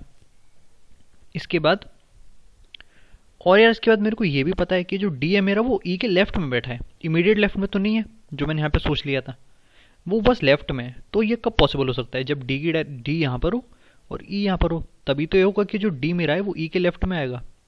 तो नीचे वाली रो तो मेरी पूरी कंप्लीट हो गई। और जैसा मैंने ऊपर प्लांट किया था कि जो ऊपर मेरा जो पी था उसकी लोकेशन मेरे को पता चल गई थी, ये चीज़ मैंने पहले फिगर आउट कर ली थी कि जो भी आपका बी के अपोजिट में वो पी के लेफ्ट में बैठा है ना। ये पहले ही लिखा था यहाँ पर इस वाली लाइन में, कहाँ गई ये वाली लाइन, तो पी मेरा यहाँ पर आ गया था, ये फिक्स हो गया था, है ना। और ये पोजीशन थी वो खाली थी। ओके। और यार मेरे को क्या बोला गया था, that two people sit between P and N, है ना। ये भी मेरे को बोला गया था कि पी और एन के बीच में, जो लाइन मैंने अभी वाइट कर दी, दो लोग हैं। तो दो लोग कब हो पाएंगे, जब एन को यहाँ होना पड़ेगा। अब दो लोग हो गए। और मुझे क्या बोला गया था, M sits to the immediate right of R. तो आर अगर मेरा यहाँ पर है तो एम को यहाँ होना पड़ेगा, है ना। अब बचा ही क्या ऊपर, ऊपर मेरा ओ रह गया, तो ओ मेरा कहाँ पर आ जाएगा, ओ मेरा यहाँ पर आ जाएगा लास्ट वाले में। और अब ये चीज़ भी करेक्ट हो रही है, D does not face R, तो ये मेरी पॉसिबिलिटी हो गई, ये मेरा आंसर है। ओके। तो ऐसा हो सकता है कि पहली बार में आपका आंसर ना है, जैसे पिछले कुछ क्वेश्चंस में मेरा आंसर पहली बार में आ गया, इस वाले में नहीं आया। ठीक है, लक की बात है, दो पॉसिबिलिटी या तीन पॉसिबिलिटी आपकी जो बननी है उसमें हो सकता है आपको आगे भी जाना पड़ जाए। बट हाँ, अगर क्वेश्चन में इतना आगे अगर आप पहुँच गए हैं तो फिर उसको ना छोड़िए। लेकिन ऐसा भी नहीं कि अगर फंस गए हैं तो उसमें ही लगे हुए हैं, कभी कोई क्वेश्चन रॉन्ग भी हो सकता है। जनरली ऐसा होता तो है नहीं, बट फिर भी यार मान के चलिए, नहीं हो पा रहा तो नहीं हो पा रहा, बाद में कर लेंगे आगे, है ना। कोई बात ईगो पे नहीं लेनी है पेपर करते टाइम, आपको अपना पेपर करते टाइम ईगो एकदम साइड में करना है। अब जैसे अगर आप यही सोच लें, ईगो को साइड में कर देना है, बिकॉज सोच लीजिए कि अगर आपने 100 पजल के क्वेश्चन सॉल्व करके आप पेपर में गए, आपने बोला कि यार मैंने तो बहुत मौक लगा लिए हैं, मैंने 100 पजल के क्वेश्चन सॉल्व करे हैं मेंस लेवल के, है ना। और फिर आप कह रहे हैं कि अब तो पजल का जो भी क्वेश्चन आएगा मैं उसे उखाड़ के फेंक दूंगा, उसे करके रहूँगा मैं, कुछ हो जाए। तो वो सोचना गलत है, बहुत गलत इसीलिए यार क्योंकि क्वेश्चन आप करिए, जितने आप कर सकते हो उतने करिए, लेकिन ये आप ज़रूर अपने आप से उम्मीद रखिए कि पेपर में एक पजल तो ऐसी होगी होगी जो शायद आप पे ना हो पाए। आप पे क्या हो सकता है कि बहुत लोगों पे ना हो पाए, एक पजल शायद ऐसी हो जो 95% बच्चे ना कर पाए। सही कह रहा हूँ यार, क्योंकि अगर सारे क्वेश्चन सभी बच्चे कर देंगे तो कट ऑफ आपकी 100 में 95 नहीं चली जाएगी। बट ऐसा तो नहीं होता, 100 में तो कट ऑफ आपकी 72 ही रहती है। ऐसा क्यों होता है, क्योंकि कुछ क्वेश्चन ऐसे होते हैं जो पेपर में एक्चुअली किसी से नहीं बनते। अब चांस की बात है, कुछ लोगों से बन गए वो क्वेश्चन एट द मोमेंट, अगर उनकी जो पॉसिबिलिटी उन्होंने ली थी वो सही हो गई, इसीलिए हो गए। बट ये ज़रूर याद रखना यार कि बहुत ज़्यादा चांस है कि कुछ क्वेश्चन ऐसे बीच में होंगे जो आपके स्पीड ब्रेकर होंगे। ये जो स्पीड ब्रेकर होते हैं, इन स्पीड ब्रेकर से एकदम दूर रहना भाई, ठीक है। ये होती है इसलिए कि आपका टाइम उड़ा दें पूरा, और आपका पूरा सेक्शन ख़राब हो जाए। और एक सेक्शन ख़राब होने का मतलब यार बहुत डैमेज हो जाएगा, बाकी में कवर भी नहीं कर पाओगे, हो सकता है सेक्शन में लटक जाओ। ठीक है, तो ये बात हमेशा याद रखना यार कि इनफैक्ट कोई भी आपका पेपर हो उसमें एडवाइस हमेशा याद रखना कि पढ़ाई कितनी भी करी हो, कभी ये मत सोचना कि पेपर को पूरा करके आऊँगा। आप ये सोचना कि अगर पेपर में 72 कट ऑफ है तो मैं पेपर में एट मैक्स 80, 85 या 90 इतना मैं अटेम्प्ट करके आऊँगा, और इतने में मैं श्योर हूँ कि इतना मेरा सही होगा, है ना। अगर प्रिपरेशन आपकी और अच्छी है तो आप उससे ज़्यादा सोच सकते हैं, बट मेरे हिसाब से इतना सफिशिएंट है प्रीलिम्स के लिए। ठीक है, और कभी ये ना सोचना यार कि मैंने पढ़ाई बहुत ज़्यादा कर ली है तो मैं 100% पेपर कर दूंगा, क्योंकि जो पेपर बना रहा है वो एक क्वेश्चन तो ऐसे डाल ही सकता है जो आप ना कर पाओ। आप खुद ही बताओ, आप दुनिया में कितनी भी किताबें पढ़ लो, एक जीके का क्वेश्चन तो मैं आपको ऐसा ला के दे ही सकता हूँ जो आपको ना हो पाए। ठीक है, आप दुनिया की हज़ारों किताब पढ़ लो, जितनी किताबें दुनिया में, और मैं आपसे क्रिकेट का कोई 1979 का कोई क्वेश्चन पूछ दूँ एकदम इररिलेवेंट सा कि वो टेस्ट मैच कहाँ पर हुआ था, तो आप उसे बता पाओगे? बहुत कम चांस है। अगर वो टेस्ट मैच फेमस नहीं था तो आप नहीं बता पाओगे, है ना। तो इसका मतलब क्या ये हो गया कि आपकी जितना पढ़ा हुआ है सब बेकार हो गया? बिल्कुल नहीं। इसका मतलब ये भी तो सकता है कि वो जो क्वेश्चन था वो एक्चुअली ऐसा था, जिसको अटेम्प्ट नहीं करना था, जिसमें बोलना था कि यार ये तो मैंने नहीं पढ़ा, है ना। तो कुछ चीज़ें ऐसी होती हैं जो आउट ऑफ कंट्रोल होती हैं, बट जो चीज़ हमारे हाथ में है, जैसे जितने क्वेश्चन भी हमने बनाए, 10 सवाल अभी तक बनाए, वो क्वेश्चन तो आपके हाथ में थे, आप उनको सब कर सकते थे। आप खुद से पूछिए क्या आपके वो 10 में से 10 क्वेश्चंस एक बार में सही हो गए? ऐसा नहीं हुआ होगा, तो वहाँ पे कुछ कमी है ना, तो पहले उसको ठीक करिए, उसके बाद आप टफ की तरफ भागिए। टफ की तरफ भागना खुद की सही बता रहा हूँ, खुद का टाइम खराब करना है और खुद को फालतू का स्ट्रेस देना है।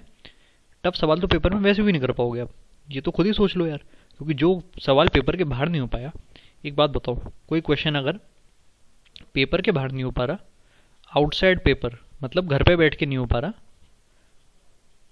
वो पेपर में कैसे होगा ये बताओ। ये मतलब जो सवाल आपके घर पे नहीं हुआ, आराम से बैठे बैठे चिल करते हुए खाते पीते, वो पेपर में स्ट्रेस में, इतने टेंशन में और टाइम के प्रेशर में वहाँ पे कर दोगे, ऐसा कैसे हो सकता है? जो चीज़ आपसे घर में बन रही है वो पेपर में जल्दी कैसे बनानी है, ये आपका मोटिव होना चाहिए। सही बात है। तो बहुत ज़्यादा ज्ञान की बात हो गई यार। अगला क्वेश्चन देखते हैं मैं जल्दी से। अगला सवाल आपका देखते हैं यार कैसे बनेगा ये। PQRSTU 8 अलग अलग box arranged in a manner such that box 1 is at bottom. अच्छा, तो बॉक्स 1 आपका बॉटम पर है और बॉक्स 2 उसके अबव है, मतलब वो वाला पैटर्न है आपका 1 2 3 4 5 6 7 8, इस तरह से आपका सीन चल रहा है। ओके, आर आपका 3 नंबर बॉक्स में, ठीक है, बहुत अच्छे। आर मेरा ये हो गया। Only 2 boxes are there between R and box V. अच्छा, अगर आर और वी के बीच में 2 बॉक्स आपके हैं तो यहाँ तो कुछ हो नहीं सकता, इधर आपको कोई सीन नहीं है, तो वी आपका यहाँ पे होना पड़ेगा। ये चीज़ क्लियर हो गई है ना। Box W lies immediately below the box Q. ठीक है, ये मैं लिख लेता हूँ कि जो मेरा डब्ल्यू होगा वो क्यू के जस्ट नीचे होगा। Okay, only 1 box is there between box T and box U. T और यू के बीच में केवल एक बॉक्स है आपका। ओके, और हमको क्या बोला गया है, पहले तो टी और यू के बीच में आपका एक बॉक्स है, ऊपर नीचे कैसे भी हो सकता है। There is only 1 box between R and S. अच्छा, तो आर और एस के बीच में अगर केवल एक बॉक्स है तो एस मेरा यहाँ भी हो सकता है और एस मेरा मैं यहाँ भी मान के चलता हूँ कि यहाँ पर है 5वें नंबर पे। ओके, और मैंने पहले पे मान लिया एस, दोनों में से कुछ एक तो सही होगा। ओके, तो हमको क्या बोला गया है कि आर और एस के बीच में एक बॉक्स है, वो तुमने लिख लिया। Box S is somewhere below T. अच्छा, तो बॉक्स एस अगर टी के नीचे है और अगर मैं 5वें पे एस को मान रहा हूँ तो एक प्रॉब्लम हो सकती है शायद, कि हमको बोला गया था there is only 1 box between T and U. तो टी और यू के बीच में अगर मैं एक बॉक्स बनाना चाहूँ तो मुझे कहाँ बनाना पड़ेगा? इस वाले केस में, 5वां वाला जो केस है उसमें टी और यू के बीच में अगर एक बॉक्स मेरे को सेट करना है तो या तो टी यहाँ पे होगा या मेरा टी यू यहाँ पे होगा फिर, है ना, या इसका अपोजिट भी हो सकता है। बट उसमें प्रॉब्लम ये हो जाएगी कि जो बॉक्स एस मेरा टी के नीचे होना चाहिए था वो तो ऊपर चला गया, तो एस जो है वो 5वें पे तो कंफर्म नहीं है। एस मतलब कहाँ पर है? एस पहले पर है, इसलिए ये पॉसिबिलिटी रूल आउट हो गई मेरी, है ना। और अब मैं क्वेश्चन में आगे बढ़ सकता हूँ। अब मुझे आगे क्या सेट करना है कि बॉक्स टी आपका बॉक्स यू के ऊपर है ना, और देर is 1 box between T and you. Okay, तो टी और यू के बीच में अगर एक बॉक्स है तो कहाँ कहाँ हो सकते हैं? यहाँ पे या फिर इधर उधर भी हो सकते हैं, है ना। और यार अगर मैं, जैसा मैंने जो स्टार्ट में देखा था कि क्यू डब्ल्यू को अगर मैं ऐसे अरेंज कर दूंगा 4 और 5 पर, तो प्रॉब्लम टी के साथ हो जाएगी। टी के संग क्या हो जाएगी कि जो टी और यू के बीच में एक बॉक्स में रहना था वो जगह बचेगी ही नहीं कहीं पर, है ना। पूरे सवाल में कहीं ऐसा एडजस्ट कर ही नहीं पाएंगे फिर। तो इसीलिए जो क्यू और डब्ल्यू है मेरे, इनको मेरे को ऊपर ही एडजस्ट करना पड़ेगा ताकि ये जो टी और यू के संग जो प्रॉब्लम है वो सॉल्व हो जाए। तो उनको अगर मैं ऊपर अरेंज कर दूंगा तो क्यू मेरा यहाँ पे आना चाहिए और डब्ल्यू मेरा यहाँ पे आना चाहिए। ये चीज़ तो ऑब्वियस है। और अब मैं टी और यू को अरेंज भी कर सकता हूँ। इनके बीच में अगर एक बॉक्स है और टी ऊपर है तो टी मेरा यहाँ पे हुआ और यू मेरा यहाँ पे हुआ, और फिर 5वें में मेरा क्या रह गया? आपका केवल पी रह गया, वो 5वें पे आ जाएगा। किसी को कोई प्रॉब्लम हुई इस क्वेश्चन में? ओके, तो यार एक चीज़ हमेशा याद रखना कि जो दूसरी पॉसिबिलिटीज़ लिखी जाती हैं, जैसे ये मैंने पहली वाली लिखी और यहाँ मैं दूसरी वाली लिखने बैठा, तो ये हमेशा याद रखना कि जो फर्स्ट रो आप जो बना रहे हैं और जो सेकंड आप बना रहे हैं ऐसे ऐसे, तो उसमें सेकंड वाले में कभी भी पूरा मत लिखिए, ठीक है।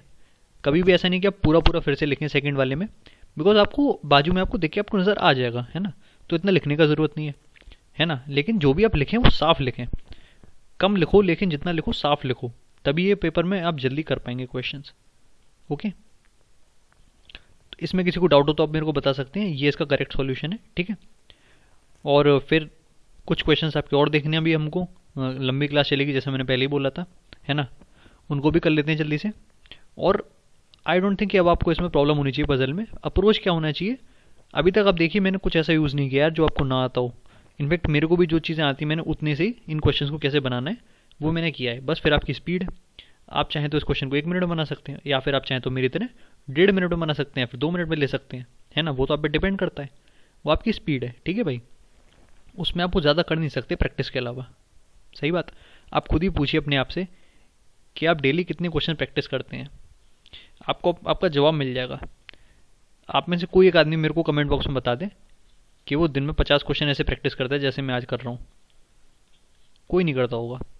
आप लोग सब वही 20 क्वेश्चन कर लिए, 25 कर लिए, बहुत ही ज़्यादा अच्छा दिन है तो 30 कर लिए, इतने आपने कर लिए, ऐसा करते हैं। लेकिन जब आप ही अपना 100% एफर्ट नहीं दे रहे तो आप कैसे एक्सपेक्ट कर सकते हैं कि पेपर में आपके 100% नंबर आ जाएंगे, है ना। तो इसलिए मैं कह रहा हूँ पेपर में टारगेट आप अपना बना के चलिए। अब तो कुछ हो नहीं सकता, पेपर आपका आने वाला है, तो अब तो ऐसा है नहीं यार कि आप अगले कुछ दिनों में 100% देना शुरू करेंगे तो आप आग ही लगा देंगे पेपर में, है ना।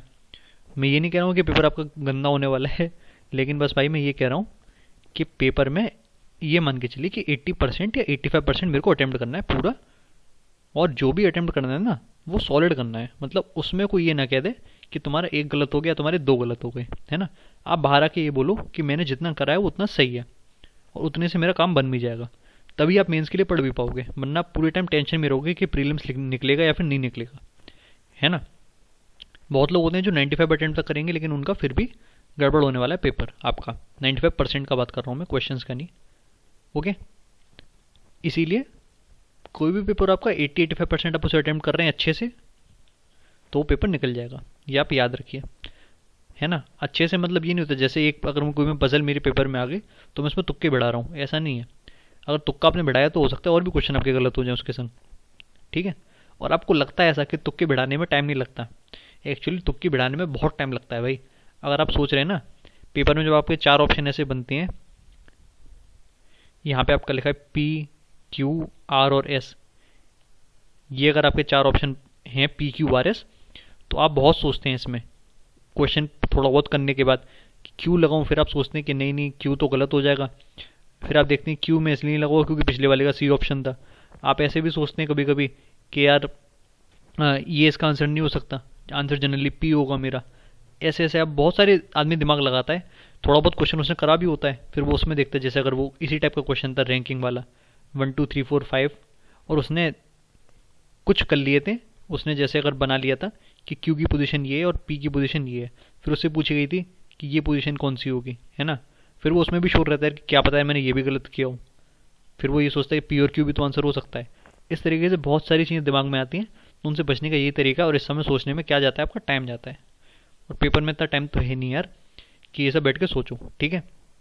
तो याद रखना है इस एडवाइस को यार कि अगर फंस गए हो क्वेश्चन में तो भागो, तुरंत अगले पे भागो। पेपर में जितना तेज भागोगे उतनी जल्दी बाकी लोगों को पीछे छोड़ दोगे। बहुत लोग होंगे जो फंसे रहेंगे इन क्वेश्चंस में। ओके, अगला क्वेश्चन देखते हैं भाई। ज्ञान पता नहीं बहुत ज़्यादा दे रहा हूँ मैं आजकल, तो चलो यार फिर आपका नेक्स्ट सवाल देखते हैं कि क्या कह रहा है आपसे। 7 people P, Q, R, S, T, V and W are giving a test starting from Monday to Sunday। अच्छा, तो मंडे मेरा पहले, ट्यूसडे, वेडनेसडे, थर्सडे, फिर ये फ्राइडे मेरा, सैटरडे और पार्टी वाला संडे। ओके, ये मेरे मंथ्स मैंने सॉरी डेज मैंने लिख लिए। ओके, अब मुझे क्या गिवन है कि 4 people give test between R and S।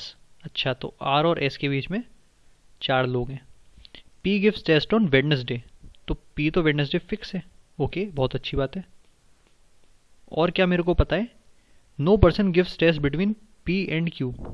अच्छा, तो P और Q जो मेरे वो आजू बाजू में, तो Q या तो मेरा यहाँ पे हो सकता है या मेरा क्यू क्यू जो है वो मेरा यहाँ पे हो सकता है। ये दोनों में से कुछ भी हो सकता है, आगे देखा जाएगा। There are 3 people who give test between T and V.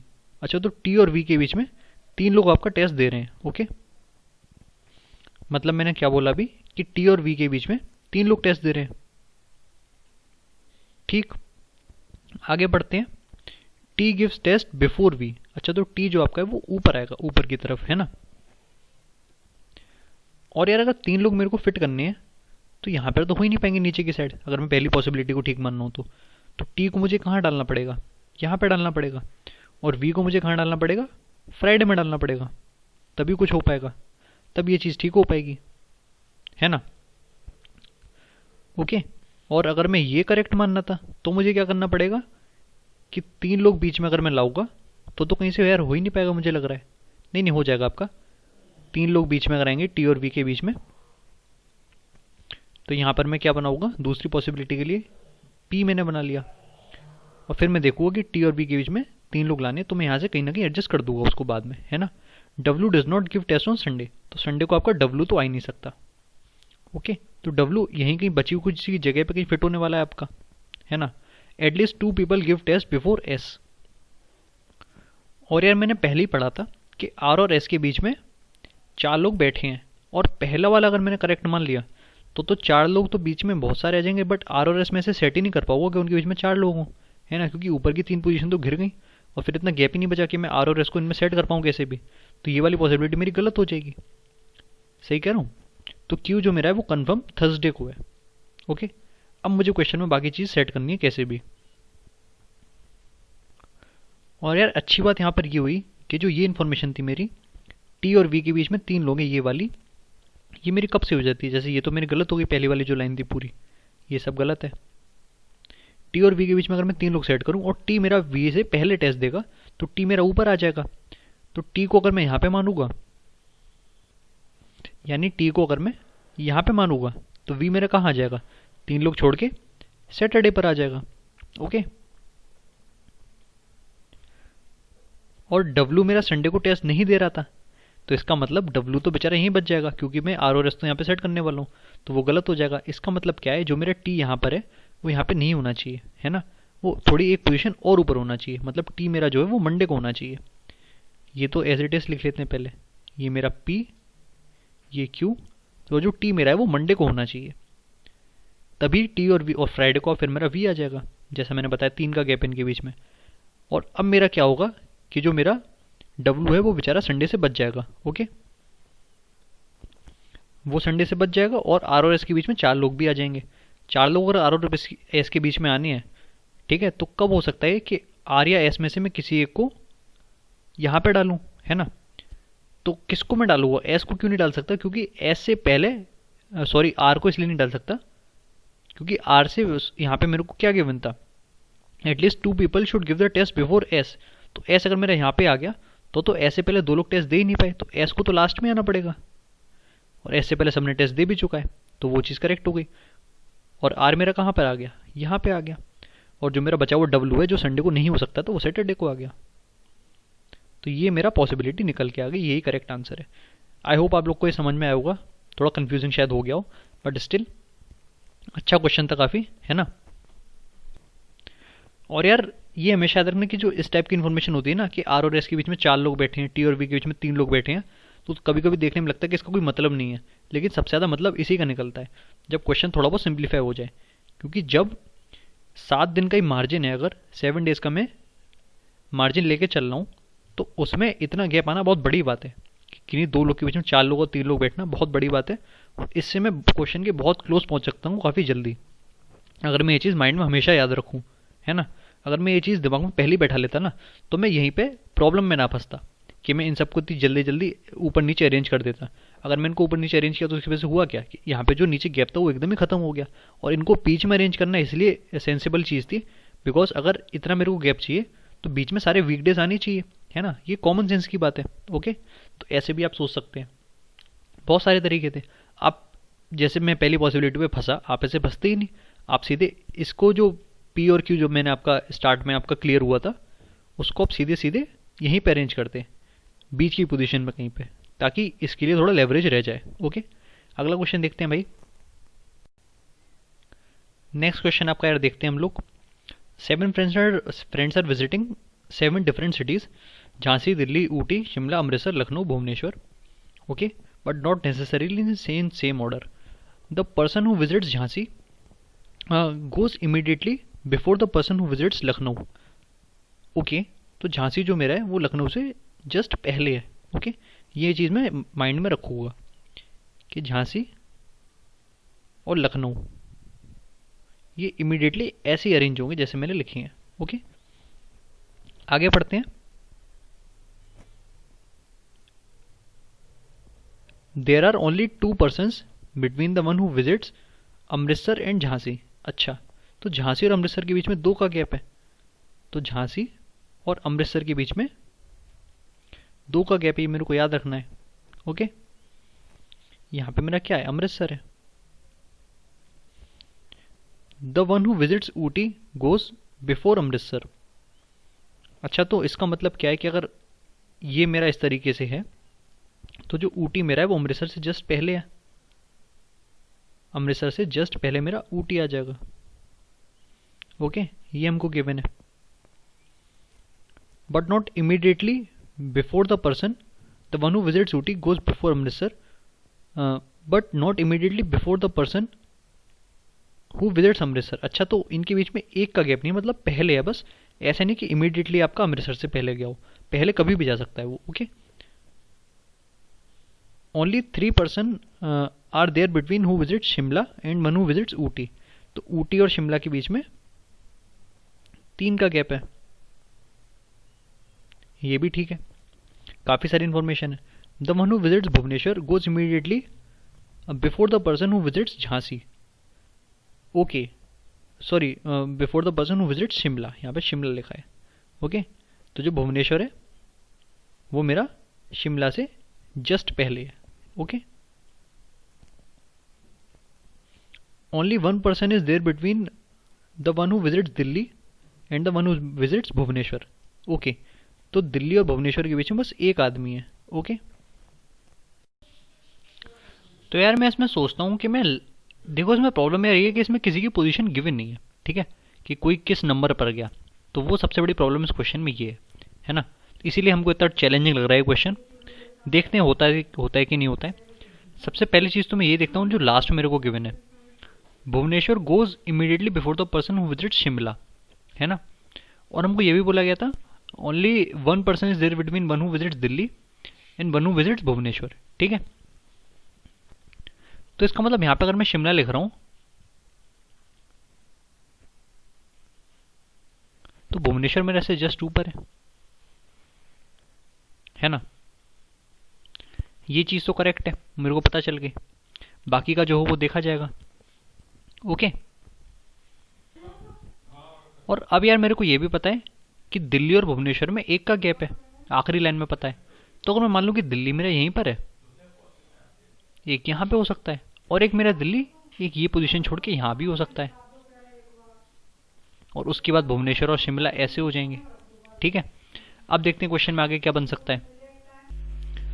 तो अब यार जो मेरी ये वाली पॉसिबिलिटी है इसको थोड़ा ध्यान से देखिए, अभी मैंने ऑब्जर्व किया कि अगर मैं इस पे थोड़ा फोकस करूँ सेकंड वाले पे, और मैं मान के चलूँ कि ऊटी और शिमला के बीच में जो 3 लोग थे वो कब आ सकता है, नीचे तो इतनी स्पेस बचा ही नहीं कि मैं 3 फिट कर पाऊँ। अगर मैं ऊपर की तरफ जाऊँ तो 1 2 3, और ऊटी मेरा कहाँ आ गया, यहाँ पे आ गया। अब कुछ कुछ चीज़ें सेट होती नज़र आ रही हैं यहाँ पर इस वाले में, सेकेंड पॉसिबिलिटी में, है ना। अब बाकी चीज़ें मैं फिट करने का कोशिश करता हूँ। अब देखिए यार बहुत अच्छी चीज़ यहाँ पर लिखी है कि झांसी लखनऊ इस तरीके से रेंज है, झांसी ऊपर है, तो एक ही चीज़ हो सकती है, 2 स्पेस यहाँ बचे मेरे पे, झांसी को मैं यहाँ कर दूँ और लखनऊ को मैं यहाँ कर दूँ, है ना। अब झांसी को मैंने ऊपर कर दिया, लखनऊ को नीचे कर दिया, और अब मेरे से क्या बोला गया था कि झांसी और अमृतसर के बीच में 2 का गैप है, वो भी यहाँ पे सेट हो गया। झांसी अमृतसर के बीच में 2 का गैप, यहाँ मेरा झांसी आ गया, अमृतसर आ गया, सॉरी झांसी तो लिख चुका हूँ। तो यहाँ से यार पूरा सॉल्व हो गया मेरा, सेकंड वाली पॉसिबिलिटी जो थी, तो यही मेरा आंसर हो गया। बी और एस में क्या है, भुवनेश्वर और शिमला आपके। ठीक है, समझ में आया होगा आप लोगों ने देखा होगा तो। काफ़ी बेहतरीन क्वेश्चन था यार ये वाला। इसमें करना आपको ये था कि आपको नंबरिंग इसमें नहीं करनी थी, आप इसमें बस लिखते जाइए, जो जो चीज़ एक संग थी, जैसे ये जो पीस ऑफ इन्फॉर्मेशन था ना, भुवनेश्वर शिमला एक साथ, ये बहुत इंपॉर्टेंट था। यहीं से आपको क्वेश्चन पकड़ना था, क्योंकि इसके रिलेटेड फिर शिमला के रिलेटेड काफ़ी इन्फॉर्मेशन थी हमारे पास कि शिमला और ऊटी में 3 का गैप है, ये वाली है ना, इस तरीके से। और झांसी लखनऊ को एक साथ दे दिए थे, तो ये नीचे ही सेट हो पा रहे थे, ऊपर इनका कोई स्कोप ही नहीं था सेट होने का, है ना। ठीक है यार, अगला क्वेश्चन देखते हैं भाई। आई होप आप लोग को समझ में आया होगा। आपका अप्रोच हो सकता है थोड़ा अलग रहा हो, बट आंसर आपका ये सेम आया होगा। ओके, तो गाइस आपका नेक्स्ट क्वेश्चन हम लोग देखते हैं यार। बढ़िया क्वेश्चन है काफ़ी। इसमें आपसे यार क्या बोला गया है, that 12 people are sitting in 2 parallel rows, मतलब वही 6 के अपोजिट आपके लोग बैठे हैं। पहले में आपके ABCDEF, दूसरे में MNOPQR। बहुत बढ़िया। अब इन्फॉर्मेशन पढ़ते हैं। 2 पर्सन आर सिटिंग, और ये जो ऊपर वाले हैं MN वाले, ये कौन सी रूम में बैठे हैं, ऊपर वाली में, और ये साउथ फेस कर रहे हैं, ठीक है, इस तरीके से। और नीचे वाले ABCD ये सब नीचे बैठे हैं इधर। ओके, देखते हैं इसको कैसे बनेगा ये। 2 person are sitting between M and N। ओके, तो अगर मैं मान लूँ कि ये मेरा M, तो 2 बीच में गैप, ये N मेरा, इस तरीके से। इसका अपोजिट भी हो सकता है, ऐसे भी हो सकता है कि यहाँ पे मैं N लेके चलूँ, 2 गैप हो, M हो, फिर ऐसे हो, जो भी हो देखा जाएगा। The one who is facing D is neighbour of N। अच्छा, तो मतलब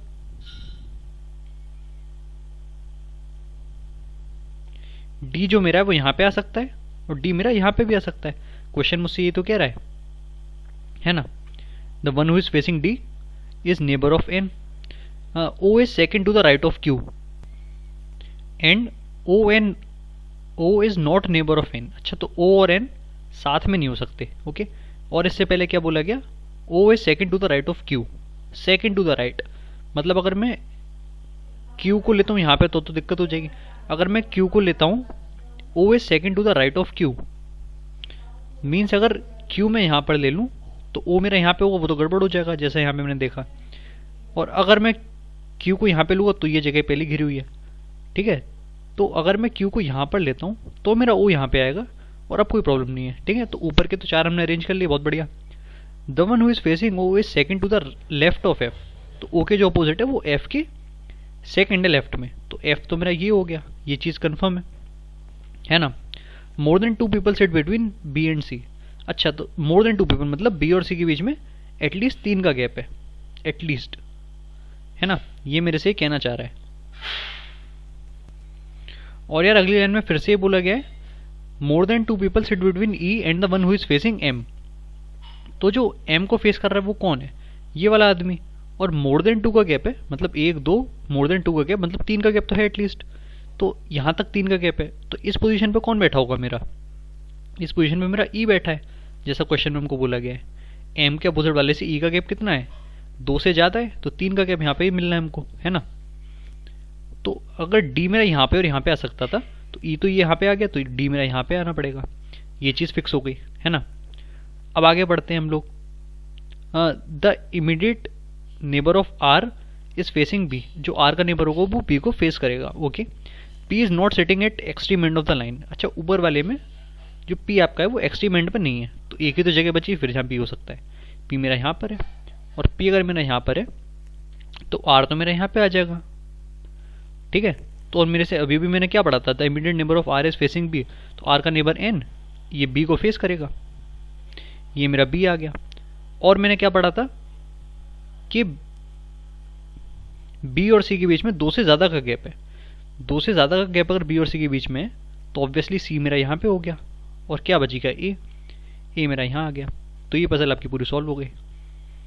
अच्छे लेवल का क्वेश्चन था काफ़ी, ठीक है। आई होप आप लोग को समझ में आया होगा।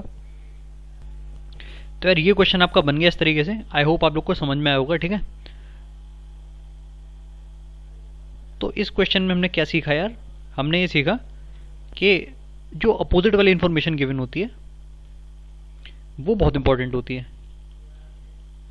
अगर हम ये सोच के चलेंगे कि पहले मैं एक लाइन के सॉल्व करूँगा ऊपर वाली के, और फिर मैं नीचे वाली के सॉल्व करूँगा, तो आप ऐसा कभी नहीं कर पाएंगे, कभी भी नहीं कर पाएंगे।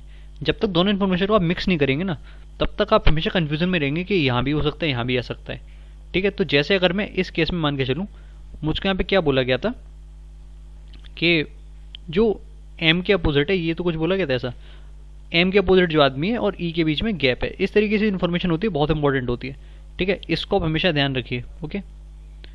और मेरे को फिर यही बताना है यार कि जो चीज़ लिंक वाली होती है वो उन पर ज़रूर ध्यान रखिए कि अपोजिट अपोजिट कौन है, ओके। इसके अलावा फिर यही है कि जितनी इन्फॉर्मेशन आप अच्छे से उतार पाएँ उतनी उतार दें, ओके। काफ़ी नंबर दिला के जाएगा अगर ऐसा क्वेश्चन आ गया पेपर में तो अच्छे से मैं आई थिंक मैंने एक्सप्लेन कर दिया आप लोग को, ओके। तो नेक्स्ट क्वेश्चन देखते हैं यार, ओके। अगला सवाल बनाते हैं आपका यार। काफ़ी क्वेश्चंस हो गए यार, थकान होने लगा अब तो। 7 persons are buying different things, 1% buy only 1% buy thing between C and A. अच्छा, केवल वेरिएबल्स हैं इसमें ए बी सी डी करके। तो सी और ए के बीच में एक आदमी है, ठीक है, ये मैं यहाँ नोट कर लेता हूँ, फिर इनको अरेंज करूँगा। B is buying thing immediately before C, okay. ये इन्फॉर्मेशन अच्छी लगी कि बी जो है वो सी से जस्ट पहले खरीद रहा है, मतलब बी और सी इस तरीके से अरेंज होंगे, है ना। ये चीज़ क्लियर है। तो क्या क्या पॉसिबिलिटीज़ हो सकती हैं कि जो बी मेरा है वो ऐसे हो, सी ऐसे हो, एंड एज आई सेड कि सी और ए के बीच में एक आदमी है, तो ए मेरा यहाँ पे आ गया। या फिर ये भी हो सकता है कि बी मेरा ऐसे हो और सी मेरा ऐसे हो, और एक छोड़ के सी और ए के बीच में यहाँ पर ए आपका आ जाए। ये चीज़ें पॉसिबल हैं, सही बात है। अब देखते हैं इसमें और क्या चीज़ हो सकती है आगे आपकी। सी बाय थिंग्स आफ्टर डी। अच्छा, सी आपका डी के बाद खरीद रहा है। इसका मतलब क्या हुआ कि जो डी का लोकेशन है वो इसके ऊपर होगा, है ना। इन दोनों केसेस में जो डी होगा वो ना नीचे नहीं आएगा। सी के मेरे को याद रखना है कि डी जो भी होगा वो सी के हमेशा ऊपर ही होगा, कभी भी कितना भी ऊपर हो, ओके। आगे बढ़ते हैं। E buys things immediately before D. अच्छा, तो ई जो मेरा है वो डी से जस्ट पहले है, ओके, बहुत बढ़िया। तो यानी कि डी और ई ये इस तरीके से फैशन में अरेंज है ना। जो डी है मेरा यहां पे लिख देता हूं एम्प्टी स्पेस में, इस तरीके से अरेंज है, ओके। ये चीज क्लियर हो गई। More than 3% buy things between E and F, okay. और लास्ट लाइन क्या हमसे कह रही है, only 3% buy things between D and G. अच्छा, ये लाइन बहुत अच्छी है। इसने अब मेरे से क्या बोला कि ई और डी को अगर मैं ऐसे अरेंज कर दूं इसी के जस्ट इमीडिएटली ऊपर, तो अब मेरे से क्या बोला जा रहा है, only 3% buy things between D and G. तो डी और जी के बीच में एग्जैक्टली 3 लोग हैं, है ना। तो एग्जैक्टली 3 लोग तो यहीं पे बनने हैं यार, है ना। या अगर मतलब यहाँ पे जी आ गया, या अगर इस वाले केस में मैं देखूं जैसा मैं बता रहा था, ये भी कंसिडर करके चलते हैं कि ई डी अगर मैं ऐसे अरेंज कर दूं, यहाँ पर ई और डी मैंने ऐसे अरेंज कर दिए, ठीक है। तो एग्जैक्टली 3% यहाँ तो नहीं हो पाए क्योंकि 3% के बाद ये आपका ए आ गया, है ना। तो बीच में अगर मैं एक गैप खाली रखूं उसके बाद मैं अरेंज करूं, फिर मेरा यहाँ पर क्या आ सकता है, जी आ सकता है। मैं देखता हूँ कि कौन सा केस आपका सही होगा फिर, है ना। अब देखते हैं क्या हमको बोला गया, more than 3% buy things between E and F, okay. तो ई और एफ आपका बच गया, वो लास्ट में आ जाएगा, है ना, इस तरीके से। और इस वाली पॉसिबिलिटी में आपका क्या होगा, जो आपका एफ बच गया है उस बेचारे को यहाँ आना पड़ेगा और वो गलत हो जाएगा, क्योंकि ई और एफ में मैंने पढ़ा अभी अभी कि 3 से ज़्यादा लोग होने चाहिए। तो ये वाली पूरी पॉसिबिलिटी आपकी गलत हो गई इसी वजह से, एफ के वहाँ डी के जस्ट बाद आने से थर्ड पोजीशन पे। तो ये वाला आपका करेक्ट आंसर है, okay. E D A B C G F, ठीक है यार। तो ये आपको याद रखना है, ऐसे क्वेश्चंस आपके आएंगे और जो इतने इजी क्वेश्चंस हैं इनको आपको मिस नहीं करना है, ओके। इन क्वेश्चंस को आपको जितने भी आपके इजी क्वेश्चन पेपर में आए उनको तो सबसे पहले करना है और सबसे स्पीड में करना है उनको, ठीक है। एक्सप्लेनेशन पार्ट में थोड़ा टाइम लगता है बट आपको पेपर में करना है तो आपको और स्पेशली ध्यान देना है, ओके ना। ठीक है भाई, अगला सवाल देखते हैं जल्दी से। तो यार आपका नेक्स्ट क्वेश्चन हम लोग शुरू करते हैं, ठीक है। इसमें आपको क्या बोला गया है, there are 8 persons namely S T U V W X Y Z, बहुत बढ़िया, living on 8 different floors 1 to 8, ground floor is number 1, okay. तो उस तरीके से नंबरिंग टाइप का है। तो ग्राउंड फ्लोर आपकी 1, फिर ये 2, 3, 4, 5, 6, 7 और लास्ट वाला आपका 8, इस तरीके से नंबरिंग आपकी है, ओके। इसमें यार हमको क्या क्या करना है, हमको ये देखना है, अरेंज करनी है लोग, कैसे अरेंज होंगे देखते हैं, इन्फॉर्मेशन बढ़ी जाए। टॉप फ्लोर आपकी 8 है, वो हमने कर लिया। Okay, X lives on odd number floor but not on third floor. तो एक्स जो आपका है वो थर्ड पे नहीं हो सकता। तो एक्स कहाँ कहाँ हो सकता है अगर ऑड नंबर पे है? तो 1 पे, 5 पे और 7 पे। एक्स आपका 3 जगह हो सकता है। बहुत बढ़िया। एक्स मतलब कहाँ कहाँ हो सकता है? 1, 5, 7 इनमें से किसी एक जगह पे। ठीक है। Z lives immediately below Y, Z lives immediately below X. तो Z आपका x से जस्ट नीचे है, मतलब x अगर मेरा ये है तो ये मेरा Z हो गया, है ना। तो इस चीज़ से मेरे को क्या समझ में आया यार? मुझे ये समझ में आया कि x मेरा 1 पे तो हो ही नहीं सकता, क्योंकि x अगर 1 पे तो Z उसके नीचे बेचारा कैसे रहेगा? तो x या तो मेरा 5 पे, 5 पे या मेरा 7 पे। ठीक है, ये चीज़ मेरे को समझ में आई। और अरेंज x और z इस तरीके से, ये भी क्लियर हो गया। आगे बढ़ते हैं। More than 2% live between z and y। तो z और y के बीच में 2 से ज़्यादा का गैप है। ठीक है, ये आप याद रखना, 2 से ज़्यादा का गैप है। ऐसे मैंने लिख दिया ऐसे डिनोशन में। Okay, there are 6% living between s and y। अच्छा, अगर टोटल 8 लोग हैं और 6 आदमी बीच में रह रहे हैं तो डेफिनेटली s और y जो मेरा है वो फर्स्ट और लास्ट है ना। तो या तो मेरा s यहाँ हो सकता है और अब y यहाँ हो सकता है, या मेरा s यहाँ पे हो सकता है या मेरा y यहाँ पर हो सकता है। इन दोनों में से कोई एक केस की बात कर रहा हूँ मैं, इन्हीं में से आंसर बनना चाहिए मेरा। ठीक है, और क्या गिवन है? v lives immediately below w but not live below t। अच्छा, तो v आपका जो है वो w के ऊपर है, लिव्स इमीडिएटली अबव w। इस तरीके से अरेंज चाहिए दोनों। ओके, और जो v आपका है बट लिव बिलो t, तो v आपका जो है वो t के नीचे रहता है। तो t जो भी होगा ना वो v से ऊपर ही होगा आपका, ये आप याद रखना। ये चीज़ भी काम आएगी आपके आगे। u does not live below x। ठीक है, तो u आपका जो है वो x से ऊपर रहता है। अच्छा, ये लाइन अगर किसी ने पकड़ ली यहीं पर तो क्वेश्चन यहीं पे हो जाएगा, u does not live below you does not live above x। ठीक है, ये हमको बोला गया है। मतलब यार जो मेरा x की पॉसिबिलिटीज़ थी मैंने यहाँ जो नोट करी थी 5 और 7, उनको मैं पुट करके देखता हूँ। अगर मैं x को 5 पे पुट कर दूँ तो होगा क्या? ठीक है, x को मैंने 5 पे पुट कर दिया तो मैंने को पता था कि x और z ऐसे अरेंज है, तो z को मैं यहाँ पे प्लेस कर दूंगा। ठीक, 4th पोजीशन पे। और मैं देखता हूँ कि आगे अब मैं क्या कर सकता हूँ।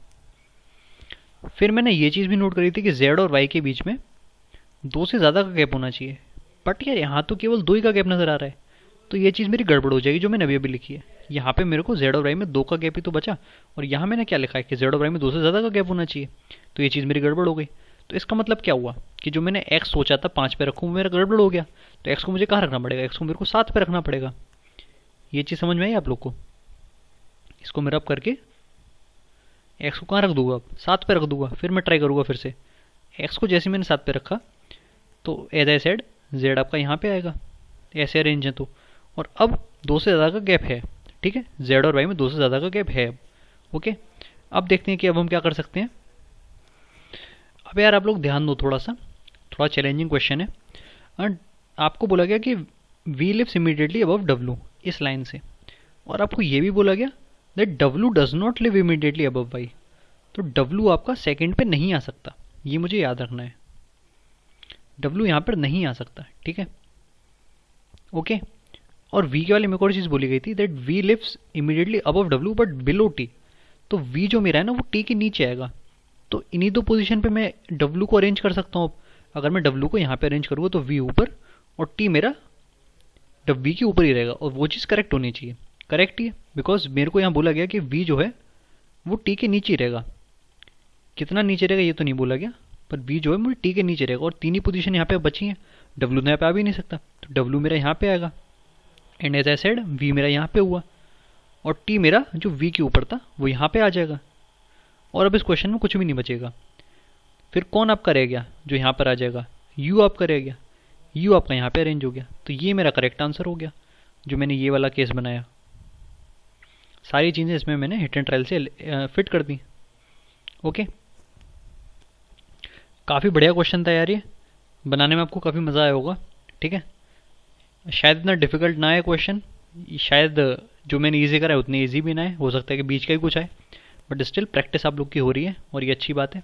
ठीक है, तो जितनी भी पीसेस ऑफ इन्फॉर्मेशन होती हैं जो बिट्स में गिवन होती हैं आपको, उनको आपको इकट्ठा करते रहना है और कैसे भी जोड़ जाड़ के एक पॉसिबिलिटी बनानी है जो करेक्ट हो। ओके, और एक दो बार आपके केस गलत भी होंगे तो आप नया बना लीजिए। ठीक है, वो आपके टैलेंट के ऊपर है कि आप ये चीज़ कितना जल्दी कर रहे हैं। कर तो आप इसे लेंगे मेरे को पता है, लेकिन कितना जल्दी करते हैं वो ज़्यादा इंपॉर्टेंट है। ओके, नेक्स्ट क्वेश्चन और देखते हैं भाई। तो यार आपका फिर ये क्वेश्चन भी देख लेते हैं जल्दी से भाई, काफ़ी लंबा हो गया। A certain number of persons are sitting in a straight line, okay, all are facing north, Z sits third to the left of X. Okay, तो ये इन्फॉर्मेशन मैं थोड़ी सी यहाँ पर ड्रॉ कर लेता हूँ कि z जो है वो x के थर्ड लेफ्ट में बैठा है। तो x अगर मेरा ये है तो z मेरा क्या हो जाएगा, यहाँ मैं z को बना देता हूँ। अब आगे पीछे स्पेस मैंने इसलिए छोड़ दिया क्योंकि पता नहीं कहाँ जाना पड़ेगा। ठीक है, 4 person are sitting between c and v। ठीक है, c और v के बीच में 4 लोग हैं, ये मैं याद रखूँगा। Who is an immediate neighbour of z, यानी कि जो मेरा v है वो z का नेबर है। ठीक है, तो v और z आसपास हैं। अच्छा, इसका मतलब क्या हुआ कि z तो मैंने बना लिया था। ठीक है, तो v या तो मेरा यहाँ पर है या मेरा v यहाँ पर है। ओके, ये मुझे पता चला, तो यानी कि v में एक बार यहाँ बना लेता हूँ, ओके, और एक बार मैं यहाँ बना लेता हूँ। इन दोनों में से कोई एक बात होगी, है ना। ठीक, आगे बढ़ते हैं।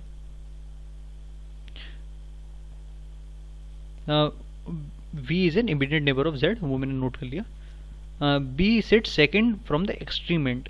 अच्छा, एक्सट्रीम एंड से b सेकंड पोजीशन पर है। ठीक है, तो इसका मतलब अगर कुछ पोजीशन में ऐसे ही बनाऊं यहाँ पर, तो b यहाँ तो यहाँ पे हो सकता है। ओके, या फिर b में मान लेता हूँ कि यहाँ से एक्सट्रीम पोजीशन बनाई मैंने, b मेरा यहाँ पर भी हो सकता है। ठीक है, ये हम लोग के केस बनने हैं। अब हम आगे पढ़ते हैं। There are as many person sitting between b and n as there are between n and m। अच्छा, तो b और n के बीच में जितना गैप है उतना ही गैप n और m के बीच में। ठीक है, l sits fourth to the left of m। अच्छा, तो अगर मैं मान के चलूं कि m मेरा यहाँ पर था, तो जो l था वो इसके फोर्थ लेफ्ट में था, मतलब फर्स्ट, सेकंड, थर्ड और फोर्थ, ये मेरा l हो गया। ठीक, यहाँ पे मेरा l हो गया। हाँ, फिर क्या बोला गया है, c sits immediate right of b। तो c मेरा यहाँ पे होगा या तो यहाँ पे होगा, और अगर इधर वाला केस माना है मैंने तो यहाँ पर होगा। जो गलत होगा वो मैं बाद में काट दूंगा। ठीक है, अब क्या बोला जा रहा है, n is immediate neighbour of v। ठीक है, तो n अगर v का नेबर है तो n को तो यहाँ होना पड़ेगा, मजबूरी है। ठीक है, क्योंकि इधर तो z पहले से घेरे बैठा है। o who is fourth from an extreme and, o आपका फोर्थ पोजीशन पे किसी एक्सट्रीम एंड से। ठीक है, अच्छा, अब मेरे को क्या बोला गया है, o is who is fourth from extreme and seats exactly between x and m। तो o जो मेरा वो x और m के बीच में है। यहाँ पे शायद m में मैंने कुछ गड़बड़ कर दिया है, बिकॉज यहाँ क्या बोला गया था, l sits fourth to the left of m। Okay, तो l यहाँ फोर्थ में बना दिया m के लेफ्ट में। ठीक है, तो m की पोजीशन तो ठीक है, कुछ गड़बड़ नहीं है इसमें। अब o मेरा जो है वो मेरे को बीच में डालना है एकदम, who is fourth from extreme and, तो एक्सट्रीम एंड से फोर्थ पोजीशन पर। ठीक है, अगर मैं एक्सट्रीम एंड कुछ भी मान लूँ तो फोर्थ पोजीशन पे मेरा o आएगा, और o और उसके बीच में x के बीच में उतना ही गैप होगा जितना o और m के बीच में गैप होगा। ठीक है, तो यार o को अगर मैं यहाँ रखूँगा तो यहाँ तो आ नहीं सकता, यहाँ पे ट्राई करूँगा तो यहाँ एक का गैप और एक के गैप पे तो यहाँ पर l है, तो गड़बड़ हो जाएगा, है ना। इसका मतलब o को मैं यहाँ रखूँगा तो कुछ हो सकता है, o को अगर मैं यहाँ पे रख दूँ l के जस्ट बाजू में, तो क्या होगा कि यहाँ 2 का गैप और एक गैप, ये एक गैप और बना देता हूँ यहाँ पे।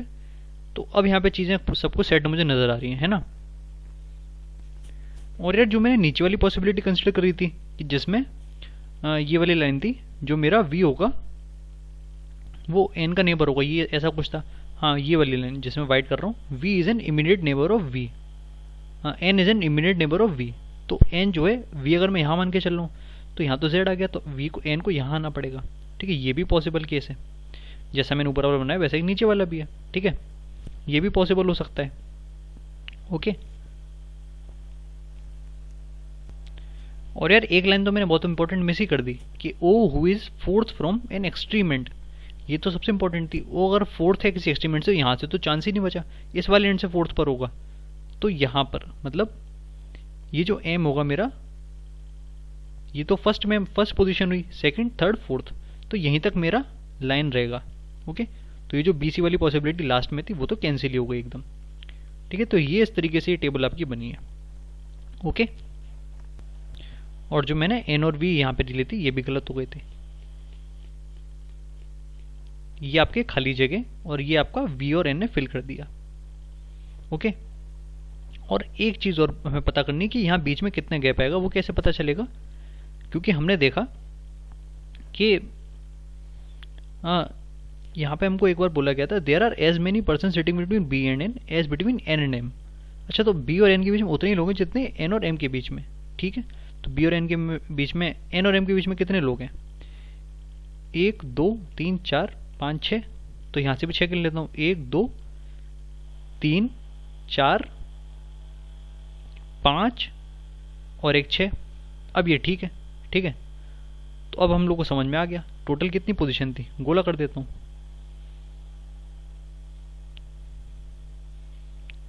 ये इन लोगों की पोजीशंस फाइनल है। ओके, एल, फिर ये ओ, फिर गैप, फिर गैप, फिर ये एम, ये आपका सॉल्यूशन हो गया। ओके, समझ में आया होगा आई होप आप लोग को। ठीक है, थोड़ा रफ हो गया बट स्टिल जैसे पेपर में आपको सोच के चलना है उसी तरीके से मैंने किया है।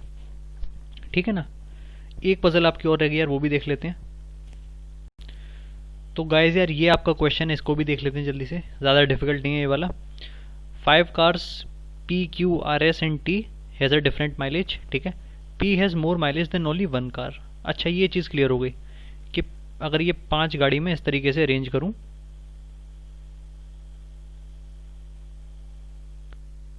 और ये 5वीं यहाँ पर, तो ये इसका माइलेज सबसे कम सेकंड नंबर पे ये इसका ये P हो जाएगी मेरी।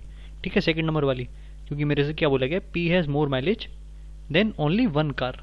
ठीक है, ये चीज़ मैंने यहाँ पे डिनोट कर दी। Both Q and T have more mileage than P। ठीक है, तो जबकि Q और T है वो इन बॉक्सेस में फिल करनी है, बट लेस देन S, तो Q और T का जो माइलेज है वो S से कम है। तो ऑब्वियस सी बात है कि जो S, Q, T ये जो तीनों हैं ये मेरे P से ऊपर आने हैं, है ना। तो और इनमें भी जो मेरा S है ना, उसका माइलेज सबसे ज़्यादा है क्योंकि Q और T दोनों का उससे कम है। तो S मेरा यहाँ पे फिल हो जाएगा। अब Q, T को मेरे को यहाँ अरेंज करना है, और बचा वो मेरा कौन सा है, R को मैं यहाँ पे अरेंज करूँगा, ये मेरा R हो गया। और Q और T को यहाँ पे अरेंज करना है, कैसे अरेंज करेंगे ये देखते हैं। Q has more mileage than R but less than T। ठीक है, तो Q का माइलेज R से तो ज़्यादा है बट T से कम है, तो Q मेरा यहाँ पे आ जाएगा। ठीक है, और T मेरा यहाँ पे आ जाएगा। ये मेरा सॉल्व हो गया पजल। ठीक है, इजी था ये वाला तो। ठीक है, S, T, Q, P, R, तो यही था यार आपका पजल। ठीक है, आई होप आप लोग को समझ में आ गया होगा। ओके,